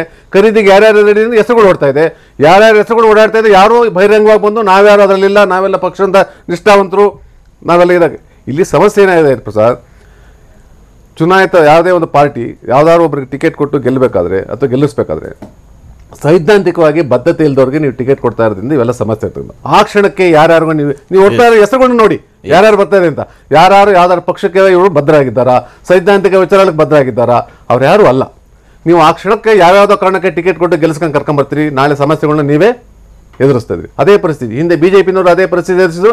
ಇವತ್ತು ಕಾಂಗ್ರೆಸ್ ಮೊನ್ನೆ ಚುನಾವಣೆ ಸಂದರ್ಭದಲ್ಲಿ ಯಾರ್ಯಾರು ಟಿಕೆಟ್ ಕೊಟ್ಟು ಅವರೇ ಪರಿಸ್ಥಿತಿಗಳು ಎದುರಿಸ್ತಾ ಇರ್ತಾರೆ. ನಿಜ ರಾಥೋಡ್ ಅವರೇ, ಬಹುಶಃ ಈ ದೋಸ್ತಿ ಸರ್ಕಾರ ಮಾಡುವಾಗ ನಮ್ಮಲ್ಲಿರುವ ಈ ಕಲಹಗಳೆಲ್ಲವೂ ಕೂಡ ಇದರ ಈ ದೋಸ್ತಿ ಸರ್ಕಾರದ ಭಾಗ ಅಂತೇಳಿ ಗಿಫ್ಟ್ ರೀತಿಯಲ್ಲಿ ಕೊಟ್ಟಂಗಿದೆ ಅಂತ ನೀವು ಕೂಡ. ಯಾಕಂದ್ರೆ ಕಾಂಗ್ರೆಸ್ ಶಾಸಕರೇ ಒಬ್ರು ಅಲ್ಲಿಲ್ಲ, ಇನ್ನೊಬ್ರು ಒಂದು ವಾರದಿಂದ ಮೊಬೈಲ್ ಸ್ವಿಚ್ ಆಫ್, ಒಬ್ರಂತೂ ಡಿಸೆಂಬರ್ 22ರಿಂದ ಎಲ್ಲೂ ಹೋಗಿದ್ದಾರೆ ಅಂತಲೇ ಗೊತ್ತಿಲ್ಲ, ಒಂದಿಬ್ರು ಎಲ್ಲೂ ಹೋಗಿದ್ದಾರೆ ಅಂತಲೇ ಗೊತ್ತಿಲ್ಲ, ಅವರ ಕ್ಷೇತ್ರದಲ್ಲೂ ಸಿಗೋದಿಲ್ಲ, ಅವ್ರ ಮನೆಗಳಲ್ಲೂ ಸಿಗೋದಿಲ್ಲ. ನನ್ನ ಪ್ರಕಾರ ಯಾವುದೇ ಗೊಂದಲದಲ್ಲಿ ನಾವು ಕಾಂಗ್ರೆಸ್ ಪಕ್ಷ ಇಲ್ಲ. ನಮ್ಮ ಶಾಸಕರು, ನಾನೀಗ ಮೊದಲೇ ಹೇಳಿದ್ದೀನಿ, ನಮ್ಮ ಶಾಸಕರು ನಮ್ಮ ನಾಯಕರ ಸಂಪರ್ಕದಲ್ಲಿದ್ದಾರೆ, ಯಾರೂ ಪಕ್ಷ ಬಿಟ್ಟು ಹೋಗೋದಿಲ್ಲ. ಎಲ್ಲಾದರೂ ಅವ್ರು ಹೋಗಿದ್ರು, ನಾನು ಈಗಾಗಲೇ ಹೇಳಿದ್ದೀನಿ, ಕೆಲವರು ತಮ್ಮ ವಿಶ್ರಾಂತಿ ಪಡೆಯೋಕ್ಕೆ ಎಲ್ಲಾದರೂ ಹೋಗಿರ್ಬೋದು, ಹೊಸ ವರ್ಷಕ್ಕೆ ಹೋಗಿರ್ಬೋದು, ಈಗ ಎಲ್ಲಾದರೂ ತಮ್ಮ ಕೆಲಸಕ್ಕೆ ಹೋಗಿರ್ಬೋದು, ಈಗ ಬಾಂಬೆಗಾದರೂ ಹೋಗಿರ್ಬೋದು, ಡೆಲ್ಲಿಗಾದರೂ ಹೋಗಿರ್ಬೋದು, ಎಲ್ಲಾದರೂ ಹೋಗಿದ್ದಾರೆ. ಆದರೆ ಯಾವುದೇ ಶಾಸಕರು ಈ ಬಿ ಜೆ ಪಿಗೆ ಹೋಗ್ತಾರೆ, ಈ ಆಪರೇಷನ್ ಕಮಲದಲ್ಲಿ ಒಳಗಾಗ್ತಾರೆ, ಇದು ನಾವು ಮಾಧ್ಯಮದಲ್ಲಿ ನೋಡ್ತಾ ಇರೋದು ಮಾತ್ರ ಅಷ್ಟೇ. ಆದರೆ ಇಲ್ಲಿನೂ ಈಗಾಗಲೇ ಪ್ರಸನ್ನಕುಮಾರ್ ಅವರು ಹೇಳ್ದಂಗೆ ಅವರು ಸ್ಪೀಕರ್ ಹತ್ರ ಬಂದು ಇಲ್ಲ ಎಲ್ಲರೂ ಬಂದು ನಾವು ರಾಜೀನಾಮೆ ಕೊಡ್ತಾ ಇದ್ದೀವಿ, ಇಲ್ಲ ಆ ಪಕ್ಷಕ್ಕೆ ನಾವು ಬೆಂಬಲ ವಾಪಸ್ ಪಡಿತೀವಿ ಅಂತ ಹೇಳೋವರೆಗೂ ಇದೆಲ್ಲ ಊಹಾಪೋಹನೆ. ನೀವೆಲ್ಲನೂ ತೋರಿಸ್ತಾ ಇದ್ದೀರಾ, ನೀವು ಬುಕ್ ಆಗಿದೆ ಅಂತ ಹೇಳ್ತಾ ಇದ್ದೀರಾ, ನಾವು ಇಲ್ಲ ಅಂತಲೇ ಹೇಳ್ತಾ ಇದ್ದೀವಿ. ಇದರಲ್ಲಿ ಏನಾದರೂ ಒಂದು ಸ್ವಲ್ಪ ರಿಯಾಲಿಟಿ ಏನಾದರೂ ಕಾಣಿಸುತ್ತಾ? ನಿಮ್ಮ ಪಾತ್ರನೇ ಇಲ್ದಿದ್ರು ಕೂಡ ನೀವು ನಾಳೆ ಏನು ನಿರೀಕ್ಷೆ ಮಾಡ್ತಾ ಇದ್ರಿ? ಬಿಜೆಪಿಯವರು ಏನೂ ಪಾತ್ರನೇ ಇಲ್ಲ ನಮ್ದು. ಇದು ನಮ್ಮ ಪಾತ್ರದಿಂದ ಪ್ರಾರಂಭ ಆಗಿದ್ದು ಅಲ್ಲ, ನಡೀತಿರೋದು ಅಲ್ಲ, ಮುಗಿಯೋದು ಅಷ್ಟೇ. ನಾವು ಕಡೆಗಿರೋದು ಲಾಸ್ಟ್ಗೆ. ಇದು ಪ್ರಾರಂಭ ಆಗಿದ್ದು ಕಾಂಗ್ರೆಸ್ನಲ್ಲಿಯೇ ಗೊಂದಲಗಳಿಂದ. ವಿಶೇಷವಾಗಿ ಮಂತ್ರಿಮಂಡಲದ ವಿಸ್ತಾರದ ವಿಷಯ ಬಂದಾಗ ರಮೇಶ್ ಜಾರಕಿಹೊಳಿಯವರನ್ನು ಇದ್ದ ಜಾಗೆಯಿಂದ ಕಿತ್ತಾಕಿ ಅವ್ರ ಅಣ್ಣನ ನೇಮಿಸಿದಾಗಿಂದ ಇದಕ್ಕೊಂದು ಹೆಚ್ಚು ಗ್ರಾಫ್ ಹೆಂಗೆ ಡಿಕ್ ಅಂತ ಮ್ಯಾಲೆ ಹೋಯ್ತದು ಅಷ್ಟೇ. ಅದು ಹೋದ ನಂತರ ಅಲ್ಲೇ ಪಕ್ಕದಲ್ಲಿರುವಂಥ ಅಥಣಿ ಶಾಸಕರು ಮತ್ತು ಬಳ್ಳಾರಿ ಜಿಲ್ಲೆ ಇಬ್ಬರು ಶಾಸಕರು, ಚವ್ಹಾಣ್ ಅವರು ಗುಲ್ಬರ್ಗ ಜಿಲ್ಲೆಯಿಂದ, ಇವರೊಂದಿಷ್ಟು ಜನ ಸೇರಿ ಇದಕ್ಕೇನಾದರೂ ಮಾಡಬೇಕು. ಇಲ್ಲದೇ ಇದ್ದರೆ ನಾವು ಕಾಂಗ್ರೆಸ್ಸಲ್ಲಿ ಇದ್ದರೆ ನಾವು ಇರಲ್ಲ, ನಮ್ಮ ಕ್ಷೇತ್ರಗಳಿಗೂ ಏನೂ ವಿಸ್ತಾರ ಆಗಲ್ಲ. ಈ ಸ್ಥಿತಿಯಲ್ಲಿ ಇರೋದಕ್ಕಿಂತನೂ ಇದೊಂದು ಆತ್ಮಹತ್ಯೆ ಅನಿಸಿದರೂ ಪರವಾಗಿಲ್ಲ, ವಿಲ್ ಪ್ರೊಸೀಡ್, ಹರಾಕಿರಿ ಅನಿಸಿದರೂ ಪರವಾಗಿಲ್ಲ, ಯಾವುದೇ ಒಂದು ಬದಲಾವಣೆ ಆಗಬೇಕು ಅಂತಿದ್ರೆ ಕೆಲವರಾದರೂ ಈ ಥರದ ಧಾರ್ಷ್ಟ್ಯದ ಧೈರ್ಯದ ನಿರ್ಣಯಗಳನ್ನು ತಗೊಳ್ಬೇಕಾಗತ್ತೆ. ಅಯ್ಯೋ ಹಿಂಗೆ ಮಾಡಿದ್ರೆ ಏನಾಗುತ್ತೆ, ಹಿಂಗೆ ಮಾಡಿದ್ರೆ ಏನಾಗುತ್ತೆ ಅನ್ನೋರ ಕಡೆಯಿಂದ ಏನು ಮಾಡೋಕ್ಕಾಗಲ್ಲ. ಸಿದ್ಧಾಂತ ನಂಬಿ ಕೂತವರಿಂದ ಏನೂ ಆಗಲ್ಲ. ಮಾರಾಟಕ್ಕೆ ಇರೋದ್ರಿಂದಲೇ ಮಾರಾಟ ಅನ್ಬೇಡಿ, ಅಷ್ಟು ಸಹಜವಾಗಿ ನಾನು ಮಾರಾಟ ಅನ್ನೋ ಶಬ್ದವನ್ನು ಮತ್ತಿನೇನು ಅಂತ ಹೇಳೋದಕ್ಕೆ ನಾನು ಅಷ್ಟಕ್ಕೆ ಹೋಗಲ್ಲ. ಯಾಕೆಂದರೆ ಈಗಲೂ ಕೂಡ ಒಂದು ಕಡೆಯಿಂದ ಹೇಳಿದ್ರು ಕುಮಾರಸ್ವಾಮಿ ಅವರು ಹೇಳ್ತಾರೆ ಏನು ಅಂದರೆ ನಿಮ್ಮ ಪಾರ್ಟಿಯಿಂದನೂ ಇದ್ದಾರೆ ಅಂತ. ನಿಮ್ಮ ಹತ್ರ ಇದ್ರೆ ನೀವು ಹೋಗಿ ಗುರ್ಗಾಂವ್ನಲ್ಲಿ ಯಾವ ರಿಸಾರ್ಟಲ್ಲಿ ಇದ್ದಾರೆ ಅಂತ ನೀವು ತೋರಿಸಿದ್ದೀರಿ. ನನಗೆ ಕೇಳಿದ್ರು ನಾ ಹೇಳ್ತೇನೆ, ಬೇಕಿದ್ರೆ ನಿಮ್ಗೆ ಯಾವ್ಯಾವ ರೂಮಲ್ಲಿ ಯಾರಿದ್ದಾರೆ ಅಂತ ಹೇಳ್ತೇನೆ. ಹೋಗಿ ಭೇಟಿಯಾಗಿ ಕರ್ಕೊಂಡು ಬನ್ನಿ, ನಿಮ್ಮ ಕಡೆಗೆ ಏನೇನಿದೆಯೋ ಆ ಪ್ರಯತ್ನಗಳನ್ನು ಮಾಡಿ. ನಮಗೆ ಇದರಲ್ಲಿ ಇಂಟ್ರೆಸ್ಟ್ ಇಲ್ಲ. ಹೀಗಾಗಿ ಮೊದಲನೇದ್ದು ಮಾಡಬೇಕಾಗಿದ್ದು ಕಾಂಗ್ರೆಸ್ನಲ್ಲಿರುವಂಥ ಶಾಸಕರು ಒಂದು ನಿರ್ಣಯವನ್ನು ತಗೊಳ್ಳಿ. ಕಾಂಗ್ರೆಸ್ಸು ಇವತ್ತು ಮುಳುಗ್ತಿರುವಂಥ ಹಡಗು, ಅವ್ರಿಗೆ ಗೊತ್ತಾಗಿದೆ ಇಲ್ಲಿದ್ದು ಏನೇನು ಪ್ರಯೋಜನ ಆಗಲ್ಲ ಅಂತ. ಆದರೆ ಅದರ ಬ್ಲೇಮ್ ಏನಿದೆ, ಇದಕ್ಕೆ ಆಪರೇಷನ್ ಕಮಲ ಅನ್ಬೇಡಿ. ಯಾಕೆಂದರೆ ನೀವೇ ಒಡೆದು ಹೊರಗೆ ಬಂದ ನಂತರ ಆಮೇಲೆ ನಮ್ಮ ಆ್ಯಕ್ಷನ್ ಶುರು ಸರ್ಕಾರ ಫಾರ್ಮ್ ಮಾಡೋದಕ್ಕೆ. ಯಾಕೆಂದರೆ 104 ಶಾಸಕರನ್ನ ಇಟ್ಕೊಂಡಂಥ ಒಂದು ಪಾರ್ಟಿ ಏನಾದರೂ ಒಂದಿಷ್ಟು ರಾಜ್ಯದ ಹಿತದೃಷ್ಟಿಯಿಂದ ಮಾಡಬೇಕಾಗತ್ತೆ. ಯಾಕೆಂದರೆ ಕಳೆದ 7-8 ತಿಂಗಳುಗಳಿಂದ ಸರ್ಕಾರ ಅನ್ನೋದು ಇಲ್ಲಿ ಪ್ಯಾರಲೈಸ್ ಆಗಿದೆ, ಪಾಲಿಸಿ ಪ್ಯಾರಲೈಸ್ ಆಗಿದೆ. ಯಾವುದೇ ಆಕ್ಟಿವಿಟಿ ಇಲ್ಲಿ ನಡೀದೇ ಇರೋದ್ರಿಂದ ಒಂದಿಷ್ಟು ಆಕ್ಟಿವಿಟಿ ಬಿಜೆಪಿ ಮಾಡಕ್ಕೆ ಇಚ್ಛೆ ಪಡ್ತಾರೆ. ವಾಮನಾಚಾರ್ಯ ಅವರು ಬಹಳ ಹಿರಿಯರಿದ್ದಾರೆ, 104 ಬಗ್ಗೆ ಮಾತಾಡ್ತಾ ಇದ್ದಾರೆ. 120 ದೊಡ್ಡದ, 104 ದೊಡ್ಡದ? ಸಂವಿಧಾನಬದ್ಧ, ಕಾನೂನುಬದ್ಧ, ನ್ಯಾಯಬದ್ಧ, ಜನ ಕೊಟ್ಟಿರತಕ್ಕಂಥ ತೀರ್ಪನ್ನ, ಜನಾದೇಶವನ್ನ ಧಿಕ್ಕರಿಸಿ ಇವತ್ತು ನಾನು ಅಡ್ಡದಾರಿಯಲ್ಲಿ ವಾಮ ಮಾರ್ಗದಲ್ಲಿ ಬರ್ತೀನಿ ಅಂತ ಹೇಳ್ತಾರಲ್ಲ ಅಂತ ವಾಮನಾಚಾರ್ಯ ಅವರು, ಇವ್ರ ಬಾಯಿಂದ ಇಂಥ ಮಾತನ್ನ ಕೇಳ್ಬೇಕಾ ಈ ರಾಜ್ಯದ ಜನ? ನೀವು ಅರ್ಥ ಮಾಡ್ಕೊಳ್ಳಿ. ಇವತ್ತು ಕಮಲದ ನರ್ಸಿಂಗ್ ಹೋಮು ಯಾವತ್ತು ನೀವು ಪ್ರಾರಂಭ ಮಾಡಿದ್ರಿ, ಆವತ್ತಿಂದ ಇವತ್ತವರೆಗೂ ಒಂದು ಪೇಷಂಟ್ ಏನಾದ್ರು ಅಡ್ಮಿಟ್ ಆಗಿದಾರಾ ನಿಮ್ಮ ನರ್ಸಿಂಗ್ ಹೋಮಲ್ಲಿ? ಪ್ರತಿದಿನ ಅಡ್ಮಿಟ್ ಆಗ್ತಾರೆ ಅಂತ ನೀವು ಹೇಳ್ಕೊಂಡು ಓಪನ್ ಮಾಡ್ಕೊಂಡು ಕೂತಿದ್ದೀರಾ. ನಿಮ್ಮ ನರ್ಸಿಂಗ್ ಹೋಮ್ಗೆ ಯಾರು ಕೂಡ ಬರೋಕ್ಕೆ, ಆಪರೇಷನ್ ಆಗಲಿಕ್ಕೆ ಯಾರು ಕೂಡ ತಯಾರಿ ಇಲ್ಲ. ಇವತ್ತು ನೀವು ಜನರ ಒಂದು ನ್ಯಾಯವಾಗಿ ಕೊಟ್ಟಿರತಕ್ಕಂಥ ತೀರ್ಪನ್ನು ಧಿಕ್ಕರಿಸಿ ಇವತ್ತು ಇಂಥ ಒಂದು ಕುತಂತ್ರ ರಾಜಕಾರಣ ಮಾಡಿಕೊಂಡು ಇದನ್ನು ಜನ ನೋಡ್ತಾ ಇದ್ದಾರೆ. ಮುಂದಿನ ಪಾರ್ಲಿಮೆಂಟ್ ಚುನಾವಣೆ ತಪ್ಪು ಏನು ಮಾಡಬೇಕು ಅದನ್ನು ತೀರ್ಪು ಕೊಡ್ತಾರೆ. ಖಂಡಿತ ಶರಣ ಅವರೇ ಮಾತಾಡ್ತೀನಿ. ನನ್ನ ಚರ್ಚೆ ನಾವು ಮುಂದುವರಿಸೋಣ. ಯಾಕಂದರೆ ಪಾರ್ಲಿಮೆಂಟ್ ಚುನಾವಣೆ ಇದೆ. ಬಹುಶಃ ಪಾರ್ಲಿಮೆಂಟ್ ಚುನಾವಣೆ ಇರೋದ್ರಿಂದಲೇ ಸರ್ಕಾರ ರಚನೆ ಮಾಡುವಂತಹ ಉತ್ಸಾಹ ಅಥವಾ ಅದರ ಉಮೇದಿಗೆ ಬಿಜೆಪಿಯವರು ಕೂಡ ಇರುವಂಥದ್ದು ಕೂಡ ಸ್ಪಷ್ಟವಾಗ್ತದೆ. ಯಾಕಂದರೆ ಪಾರ್ಲಿಮೆಂಟ್ ಚುನಾವಣೆ ಇದೆ ಮುಂದೆ, ಸುಮ್ಮನೆ ಅಲ್ಲ ಅನ್ನುವಂತಹ ರೀತಿಯಾದಂತಹ ಅಂಶ ಕೂಡ ಇದೆ. ದೋಸ್ತಿ ಸರ್ಕಾರಕ್ಕೆ ಎಷ್ಟು ಮಟ್ಟಿಗೆ ಇಲ್ಲಿ ಸರ್ಕಾರ ಉಳಿಸ್ಕೊಳ್ಬೇಕು ಅಂದಿದೆಯೋ, ಬಿಜೆಪಿ ಕೂಡ ಸರ್ಕಾರ ರಚನೆಯ ನಿಟ್ಟಿನಲ್ಲಿ ಆ ರೀತಿಯಿಂದ ಪ್ರಯತ್ನ ನಡೀತಾ ಇದೆ. ಇದ್ರ ಬಗ್ಗೆ ಚರ್ಚೆ ನಾವು ಮುಂದುವರಿಸೋಣ. ಚಿಕ್ಕಬೇಕು ನಂತರ ರವೀಂದ್ರ ಮತ್ತೊಮ್ಮೆ ಸ್ವಾಗತ. ನಾವು ಚರ್ಚೆ ನಮ್ಮ ಮುಂದುವರಿಸೋಣ. ಯಾವ ರೀತಿಯಾಗಿ ಈಗ ಪಕ್ಷಗಳವರು ಹೇಳ್ತಾ ಇರುವಂತಹ ಮಾತುಗಳನ್ನು ನೋಡ್ತಾ ಇದ್ರೆ ಏನು ನಡೆಯುತ್ತೆ, ಏನಾಗುತ್ತೆ, ಯಾವ ರೀತಿಯಾಗಿ ನಾವು ಇದನ್ನು ಕೌಂಟರ್ ಮಾಡ್ತೀವಿ ಅನ್ನುವಂತಹ ಮಾತುಗಳೆಲ್ಲವೂ ಕೂಡ ವ್ಯಕ್ತವಾಗ್ತಾ ಇರುವಂಥದ್ದು ಸ್ಪಷ್ಟವಾಗ್ತಾ ಇದ್ದಾರೆ. ಪ್ರಸನ್ನ ಕುಮಾರ್ ಅವರೇ, ಈಗ ಎಷ್ಟೇನೇ ಆದರೂ ಕೂಡ ಅಂತಿಮವಾಗಿ ಒಂದು ಸ್ಪೀಕರ್ ಹತ್ರ ಬರಬೇಕು ಅಥವಾ ರಾಜಭವನದ ಕಡೆಗೆ ಬರಬೇಕು. ರಾಜಭವನದ ಕಡೆಗೆ ಬಂದ ತಕ್ಷಣವೇ ಹಿಂದೆ 2010 ಆಗಿರ್ತಕ್ಕಂಥದ್ದೇ ಪುನರಾವರ್ತನೆ ಆಗುತ್ತೆ ಅಂತಲ್ಲ ಹರಿಪ್ರಸಾದ್? ಏನೇ ಪುನರಾವರ್ತನೆ ಆದ್ರೂ ಬಿಜೆಪಿ ನೇರವಾಗಿ ಪಿಕ್ಚರಿಗೆ ಬರಬೇಕು ಅಂತ ಹೇಳಿದ್ರೆ ಮೊದಲು ಈಗಿರ್ತಕ್ಕಂಥ ನಂಬರ್ ಏನು, ಕಾಂಗ್ರೆಸ್ JDS ನಂಬರ್ ಏನಿದೆ ಅವ್ರ ಹತ್ರ 118 ಇದೆ. ಈಗಂತೂ ಅವರು 120 ಅಂತಾರೆ. ಇವತ್ತು ಇಬ್ಬರು ಇಂಡಿಪೆಂಡೆನ್ಸ್ಗಳು ಅವ್ರು ಯಾವಾಗ ಎಲ್ಲಿ ಬೇಕಾದ್ರೂ ಹೋಗ್ಬೋದು, ದೇ ಆರ್ ಫ್ರೀ ಈಗಲೂ ಅವರು. ಸೊ ಅವರು ಪೊಲಿಟಿಕಲಿ ಅವ್ರಿಗೆ ಯಾವ್ದು ಬೇಕೋ ತೀರ್ಮಾನ ಮಾಡ್ತಾರೆ. 118ನ ನೀವು ಅವ್ರು ಆ ಕಡೆ 105, 104 ತರಬೇಕು ಅಂತ ಹೇಳಿದ್ರೆ ಫಸ್ಟ್ ನಂಬರ್ ಕಡಿಮೆ ಆಗಬೇಕು. ನಂಬರ್ ಕಡಿಮೆ ಆಗದಲ್ಲೇ ಬಿಜೆಪಿನವರು ಪಿಕ್ಚರ್ ಬರ್ಲಿಕ್ಕೆ ಆಗೋದಿಲ್ಲ ನೇರವಾಗಿ. ಆ ನಂಬರ್ ಕಡಿಮೆ ಆಗಬೇಕು ಅಂತ ಇರ್ತಕ್ಕಂಥದ್ದೇನೋ ruling party members either they have to resign, ಅಥವಾ ರಾಜ್ಯಪಾಲರಿಗೆ ಹೋಗಿ ನಾವು ಸರ್ಕಾರ ಕೊಟ್ಟಂತ ಬೆಂಬಲ ವಾಪಸ್ ತಗೊಂಡಿದ್ದೀವಿ ಅಂತ ಒಂದು ಪತ್ರ ಕೊಟ್ಟರೆ ಆಟೋಮೆಟಿಕ್ ಆಗಿ ಕಾಸ್ ಆಫ್ ಆಕ್ಷನ್ ಶುರು ಆಗ್ತದೆ. ಆವಾಗ ರಾಜಭವನ ಆಕ್ಟಿವ್ ಆಗ್ತದೆ, ಸ್ಪೀಕರ್ ಆಫೀಸು ಆಕ್ಟಿವ್ ಆಗ್ತದೆ, ತದನಂತರ ಏನೇನು ಬೇಕಲ್ಲ ಆಕ್ಟಿವಿಟೀಸ್ ಸ್ಟಾರ್ಟ್ ಆಗ್ತದೆ. ಅದು ಮಾಡೋದು ಯಾರು? ಇಲ್ಲಿ ಬೇಕಾಗಿರ್ತಂದಿಗೆ ಈ ಆತ್ಮಾಹುತಿ ದಳ ಬೇಕು. ಯಾರು ಮೊದಲು ರಾಜಭವನಕ್ಕೋ ಅಥವಾ ಸ್ಪೀಕರ್ ಆಫೀಸ್ ಹೋದ್ರೆ ಸ್ವಲ್ಪ ಸ್ಲೋ ಆಗ್ಬೋದು, ಸ್ಪೀಕರ್ ಆಫೀಸ್ ಪೆಂಡಿಂಗ್ ಇಟ್ಕೋಬಹುದು. ಆಯ್ತು, ರಾಜೀನಾಮೆ ಕೊಟ್ಟಿದ್ದಾರೆ, ಅವ್ರು ಯಾವ ಒತ್ತಡ ಕೊಟ್ಟಿದ್ದಾರೋ, ಬೇರೆ ಬೇರೆ ಕಾರಣ ಕೊಟ್ಟಿದ್ದಾರೋ, ನಾನು ಅವ್ರ ಮನೆ ಹೊಲಿಸ್ತೀನಿ, ಕರೆಸ್ತೀನಿ, ಮಾತಾಡ್ತೀನಿ ಅಂತೇಳಿ ಅವರು ಟೈಮ್ ಸ್ಪೆಂಡ್ ಮಾಡ್ಬೋದು. ಆ ಟೈಮ್ ಸ್ಪೆಂಡ್ ಮಾಡಕ್ಕೆ ಹೋದಾಗ ಪೊಲಿಟಿಕಲ್ ಆಕ್ಟ್ ಮತ್ತೆ ಅವ್ರ ಮನ ಎಲ್ಲ ಹಾಕ್ತದೆ. ಬಹುಶಃ ಅದಕ್ಕೆ ಅವಕಾಶ ಕೊಡ್ಲಿಕ್ಕಿಲ್ಲ ಅನ್ಸುತ್ತೆ. ನಾಳೆ ಏನಾದ್ರು ಇದು ನಡೆದಿದ್ದೆ ಆದರೆ ಬಹುಶಃ ನೇರವಾಗಿ ಇದು ರಾಜಭವನದಿಂದಲೇ ಶುರು ಆಗ್ತದೆ. ಯಾಕೆಂದ್ರೆ ಇವತ್ತ ಬಿಜೆಪಿಗೆ ಅಡ್ವಾಂಟೇಜ್ ಇರ್ತಕ್ಕಂಥದ್ದು ರಾಜಭವನ. ಅವಾಗ ರಾಜಭವನಕ್ಕೆ ಹೋಗಿ ರಾಜ್ಯಪಾಲರು ನೀವು ಸರಿ ತಪ್ಪು ಯಾಕೆ ಪಡ್ತೀನಿ ಅವ್ರೇನು ಕೇಳೋದಿಲ್ಲ. ಯಾವತ್ತು ಯಾವ್ದಾದ್ರು ಶಾಸಕರು ರೂಲಿಂಗ್ ಪಾರ್ಟಿನವ್ರು ಬಂದು ಸಪೋರ್ಟ್ ವಿಡ್ರಾ ಮಾಡ್ಕೊಂಡಿದ್ದೀನಿ ಸರ್ಕಾರಕ್ಕೆ ಅಂದರೆ ಇಮಿಡಿಯೇಟ್ಲಿ ಅವರು ಮುಖ್ಯಮಂತ್ರಿಗೆ ಯು ಪ್ರೂವ್ ಯುವರ್ ಮೆಜಾರಿಟಿ ಅಂತ ಡೈರೆಕ್ಷನ್ ಕೊಡುವಂಥ ಅಧಿಕಾರ ಇದೆ. ಅವತ್ತು ಬೇಕಾದಂಥ ರಾಜಭವನದ ಪೂರಕವಾದ ಒಂದು ವಾತಾವರಣ ಬಿಜೆಪಿಗಿದೆ. ಹಾಗಾಗಿ ಅಲ್ಲಿ ಏನೂ ತೊಂದರೆ ಆಗುತ್ತೆ. ಅಥವಾ ಬಿಜೆಪಿ ಇರಲಿ ಯಾರಿದ್ರೂ ರಾಜ್ಯಪಾಲರು ಆ ಕೆಲಸ ಮಾಡಲೇಬೇಕಾಗ್ತದೆ ಸಾಮಾನ್ಯಕ್ಕೆ ಬಂದಾಗ. ಆದರೆ ಆ ಪತ್ರ ಕೊಟ್ಟಂಥ ಶಾಸಕರ ಭವಿಷ್ಯ ಏನಾಗ್ತದೆ ಅನ್ನೋದು ಸ್ಪೀಕರು ತೀರ್ಮಾನ ಮಾಡ್ತಾರೆ, ಅದು ರಾಜ್ಯಪಾಲರಲ್ಲ. ಸ್ಪೀಕರ್ ಯಾವ ರೀತಿ ತೀರ್ಮಾನ ಮಾಡ್ತಾರೆ ಅಂತ ನಾವಿಲ್ಲಿ ಕೂತ್ಕೊಂಡು ಹೇಳಲಿಕ್ಕೆ ಆಗೋದಿಲ್ಲ, ಅವರ ವಿವೇಚನೆ ಬಿಟ್ಟು. ಯಾಕೆಂದ್ರೆ ಕಳೆದ ಬಾರಿ ಸ್ಪೀಕರ್ ತೆಗೆದುಕೊಂಡಿರ್ತಕ್ಕಂಥ ಆಕ್ಷನ್ ನೋಡಿದಾಗ ಅದಕ್ಕೆ ಫೈನಲಿ ಒಂದು ಬಂದಿರುವಂತಹ ಜಜ್ಮೆಂಟ್ ಕೂಡ ನಮ್ಮ ಮುಂದಿದೆ. ಬಹುಶಃ ಅವತ್ತು ಯಾವ ನ್ಯಾಚುರಲ್ ಜಸ್ಟಿಸ್ ಅನ್ನು ಫಾಲೋ ಮಾಡಲಿಲ್ಲ, ಇವತ್ತು ನ್ಯಾಚುರಲ್ ಜಸ್ಟಿಸ್ ಅನ್ನು ಫಾಲೋ ಮಾಡುವಂತ ಒಂದು ಅವಕಾಶ ಬಳಸ್ಕೊಂಡ್ರೆ ಬಹುಶಃ ಆ ರಿಸ್ಕ್ ತಗೊಳ್ತಾರ ಅಂತ ಶಾಸಕರು. ಅದೇ ಯಾಕಂದ್ರೆ 6 ವರ್ಷ ಕಂಟೆಸ್ಟ್ ಮಾಡ್ಲಿಕ್ಕೆ ಆಗದಂತಹ ಒಂದು ಅವಕಾಶ ಬಂದ್ಬಿಟ್ರೆ ಅವಾಗ ಇಲ್ಲ ಇಲ್ಲಿ 6 ವರ್ಷದ ಈ ತರ ಡಿಸ್ಕ್ವಾಲಿಫಿಕೇಶನ್ ಆದಾಗ ಏನಾಗ್ತದೆ, 6 ವರ್ಷದ್ದು ನನಗಿರ್ತಕ್ಕಂಥ ಮಾಹಿತಿ ಪ್ರಕಾರ ಅಥವಾ ಇದ್ರ ಪ್ರಕಾರ 6 ವರ್ಷ ಅವ್ರಿಗೆ ಡಿಸ್ಕ್ವಾಲಿಫಿಕೇಶನ್ ಆಗೋದಿಲ್ಲ. ಅದು ನಿಮ್ಗೆ 6 ವರ್ಷ ಯಾವಾಗ ಡಿಸ್ಕ್ವಾಲಿಫಿಕೇಶನ್ ಇದೆ, ನೀವು RP ಆಕ್ಟ್ ಪ್ರಕಾರ ಅಲ್ಲೇನಾದರೂ ನೀವು ಮಾಲ್ ಪ್ರಾಕ್ಟೀಸು ಕರಪ್ಷನು ಮತ್ತೊಂದರಲ್ಲಿ ಮಾತ್ರ ನೀವು 6 ವರ್ಷ ಇದು ಮಾಡ್ಲಿಕ್ಕಾಗೋದಿಲ್ಲ. ಈ ಆಂಟಿ ಡಿಫೆಕ್ಷನ್ ಅಲ್ಲಿ ಅದಿಲ್ಲ. ನೀವು ಸೇಮ್ ಹೋಸ್ಗೆ you can contest for election. ನೀವು ರಾಜೀನಾಮೆ ಕೊಟ್ಟಿರೋದು ಉದ್ದೇಶ ಏನು, ಮೆಂಬರ್ಶಿಪ್ ಕಳ್ಕೊಂಡೋಗಿ ರೆಡಿ ಇದ್ದೀರಿ. ಅಲ್ಲಿ ನೀವು ಮೆಂಬರ್ಶಿಪ್ ಕಳ್ಕೊಂಡೋಗಿ ರೆಡಿ ಇದ್ದೀರಿ ಅಂತ ನೀವು ಒಂದ್ಸಲ ಮಾನಸಿಕ ಸಿದ್ಧತೆ ಆದಮೇಲೆ ನೀವು ರಾಜ್ಯಪಾಲರ ಹತ್ರ ಹೋದ್ರು ಒಂದೇ, ನಿಮಗೆ ಸ್ಪೀಕರ್ ಹತ್ರ ಹೋದ್ರು ಒಂದೇ. ಸ್ಪೀಕರ್ ಹತ್ರ ಹೋದ್ರೆ ಡಿಸಿಷನ್ ವಿಲ್ ಬಿ ಡಿಲೇ, ರಾಜ್ಯಪಾಲರ ಹತ್ರ ಹೋದ್ರೆ ಫಾಸ್ಟ್ ಆಗ್ತದೆ. ಸೊ ಆ ಫಾಸ್ಟ್ ಟ್ರ್ಯಾಕ್ ಯಾವ್ದು ಬೇಕು ಅಂತ ನೀವು ತೀರ್ಮಾನ ಮಾಡಬೇಕಾಗ್ತದೆ. ಹಾಗಾಗಿ ಅವರು ಒಂದ್ಸಲ ರಾಜೀನಾಮೆ ನಾನು ಮೆಂಬರ್ಶಿಪ್ ಕಳ್ಕೊಂಡೋಗಿ ರೆಡಿ ಇದ್ದು ಮಾತ್ರ ಇಲ್ಲಿ ಆಗ್ಲಿಕ್ಕಾಗೋದು. ಮೆಂಬರ್ಶಿಪ್ ಉಳಿಸ್ಕೊಂಡು ಸರ್ಕಾರ ಬಿಡಿಸ್ಲಿಕ್ಕೆ ಆಗೋದಿಲ್ಲ, ಯಾಕೆಂದ್ರೆ ಅಲ್ಲಿ ವಿಪ್ ಇದೆ ಮತ್ತೊಂದು ಇರೋದ್ರಿಂದ ಭಾಳ ಟ್ರಿಕ್ಕಿ ಗೇಮ್ ಇದು. ಇಲ್ಲಾಂದ್ರೆ ಅವ್ರು ಕಾಯ್ಬೇಕಾಗ್ತದೆ, ನಾಳೆ ಮಾಡ್ಲಿಕ್ಕೆ ಆಗೋದಿಲ್ಲ. ಯಾವತ್ತಾರು ಸೆಷನ್ ನಡಿಬೇಕಾದ್ರೆ ನೋ ಕಾನ್ಫಿಡೆನ್ಸ್ ಮೂವ್ ಮಾಡಿ ಅವತ್ತು ಆಬ್ಸೆಂಟ್ ಮಾಡಿಸಿ ಸಾಕಷ್ಟು ಟ್ರಿಕ್ಕಿ ಗೇಮ್ ಅವೆಲ್ಲ. ಸೊ ಏನೇ ಆದರೂ ಇದು ಎಂಡ್ ಆಫ್ ದ ಡೇ ನಮ್ಮ ಅಸೆಂಬ್ಲಿಗೆ ಬರಲೇಬೇಕಾಗ್ತದೆ. ಇದು ರಸ್ತೆಯಲ್ಲಿ ಅಥವಾ ದೆಹಲಿನಲ್ಲೋ ರೆಸಾರ್ಟಲ್ಲೋ ಸರ್ಕಾರಗಳನ್ನ ಬೀಳಿಸ್ಲಿಕ್ಕೆ ಆಗೋದಿಲ್ಲ. ಯಾರು ಎಲ್ಲೇ ವ್ಯೂಹ ಮಾಡಿದ್ರು ಅಂತಿಮವಾಗಿ ಅದು ವಿಧಾನಸಭೆ ಒಳ ಅಂಗಳದಲ್ಲೇ ತೀರ್ಮಾನ ಆಗಬೇಕಾಗಿರೋದ್ರಿಂದ ಅಲ್ಲಿವರೆಗೂ ಏನಾಗ್ತದೆ, ಏನೇನು ಬೆಳವಣಿಗೆಗಳಾಗ್ತದೆ ನಾವು ಕಳೆದ ಬಾರಿ ನೋಡಿದ್ವಿ.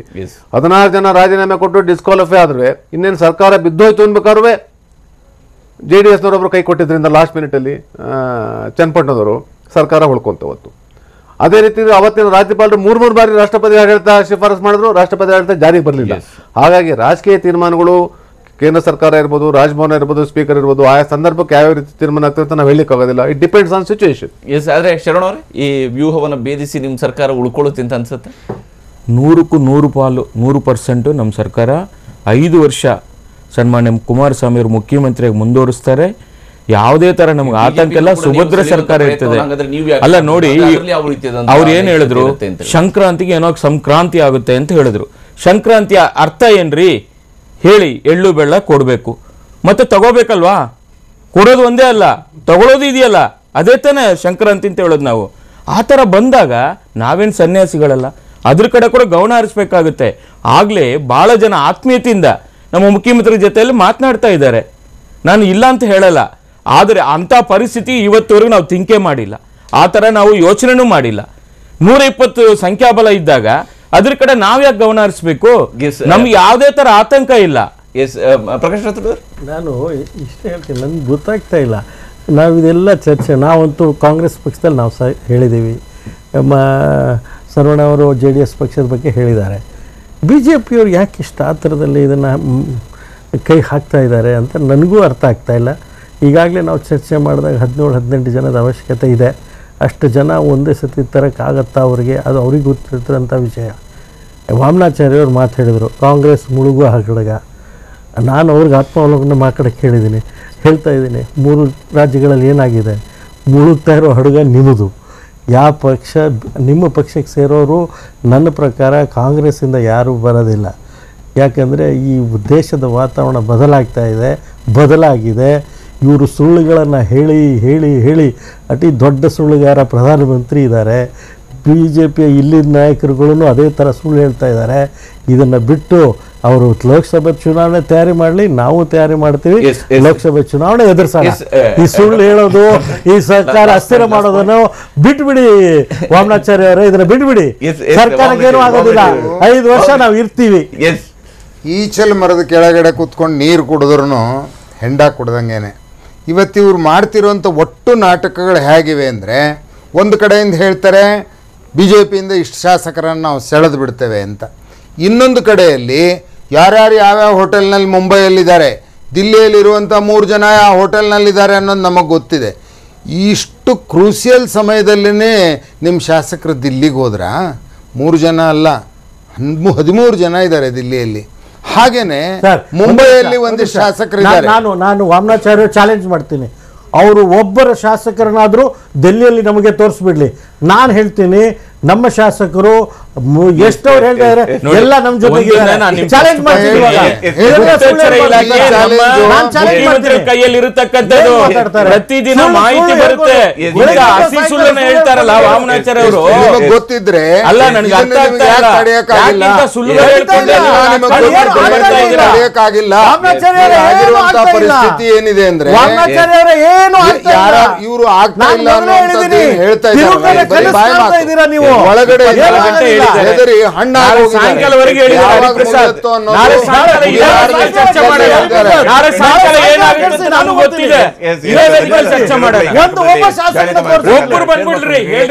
ಅವಶ್ಯವಾಗಿ ನಾಳೆ ಸಂಜೆ ಏನಾಗುತ್ತೆ, ಯಾಕಂದ್ರೆ ನಾಳೆ ಸಂಜೆ ಆಗಿ ಆಗುತ್ತೆ, ನಾಳೆ ಸಂಜೆ ಏನಾಗುತ್ತೆ ಅನ್ನೋದನ್ನು ಕೂಡ ನೋಡೋಣ.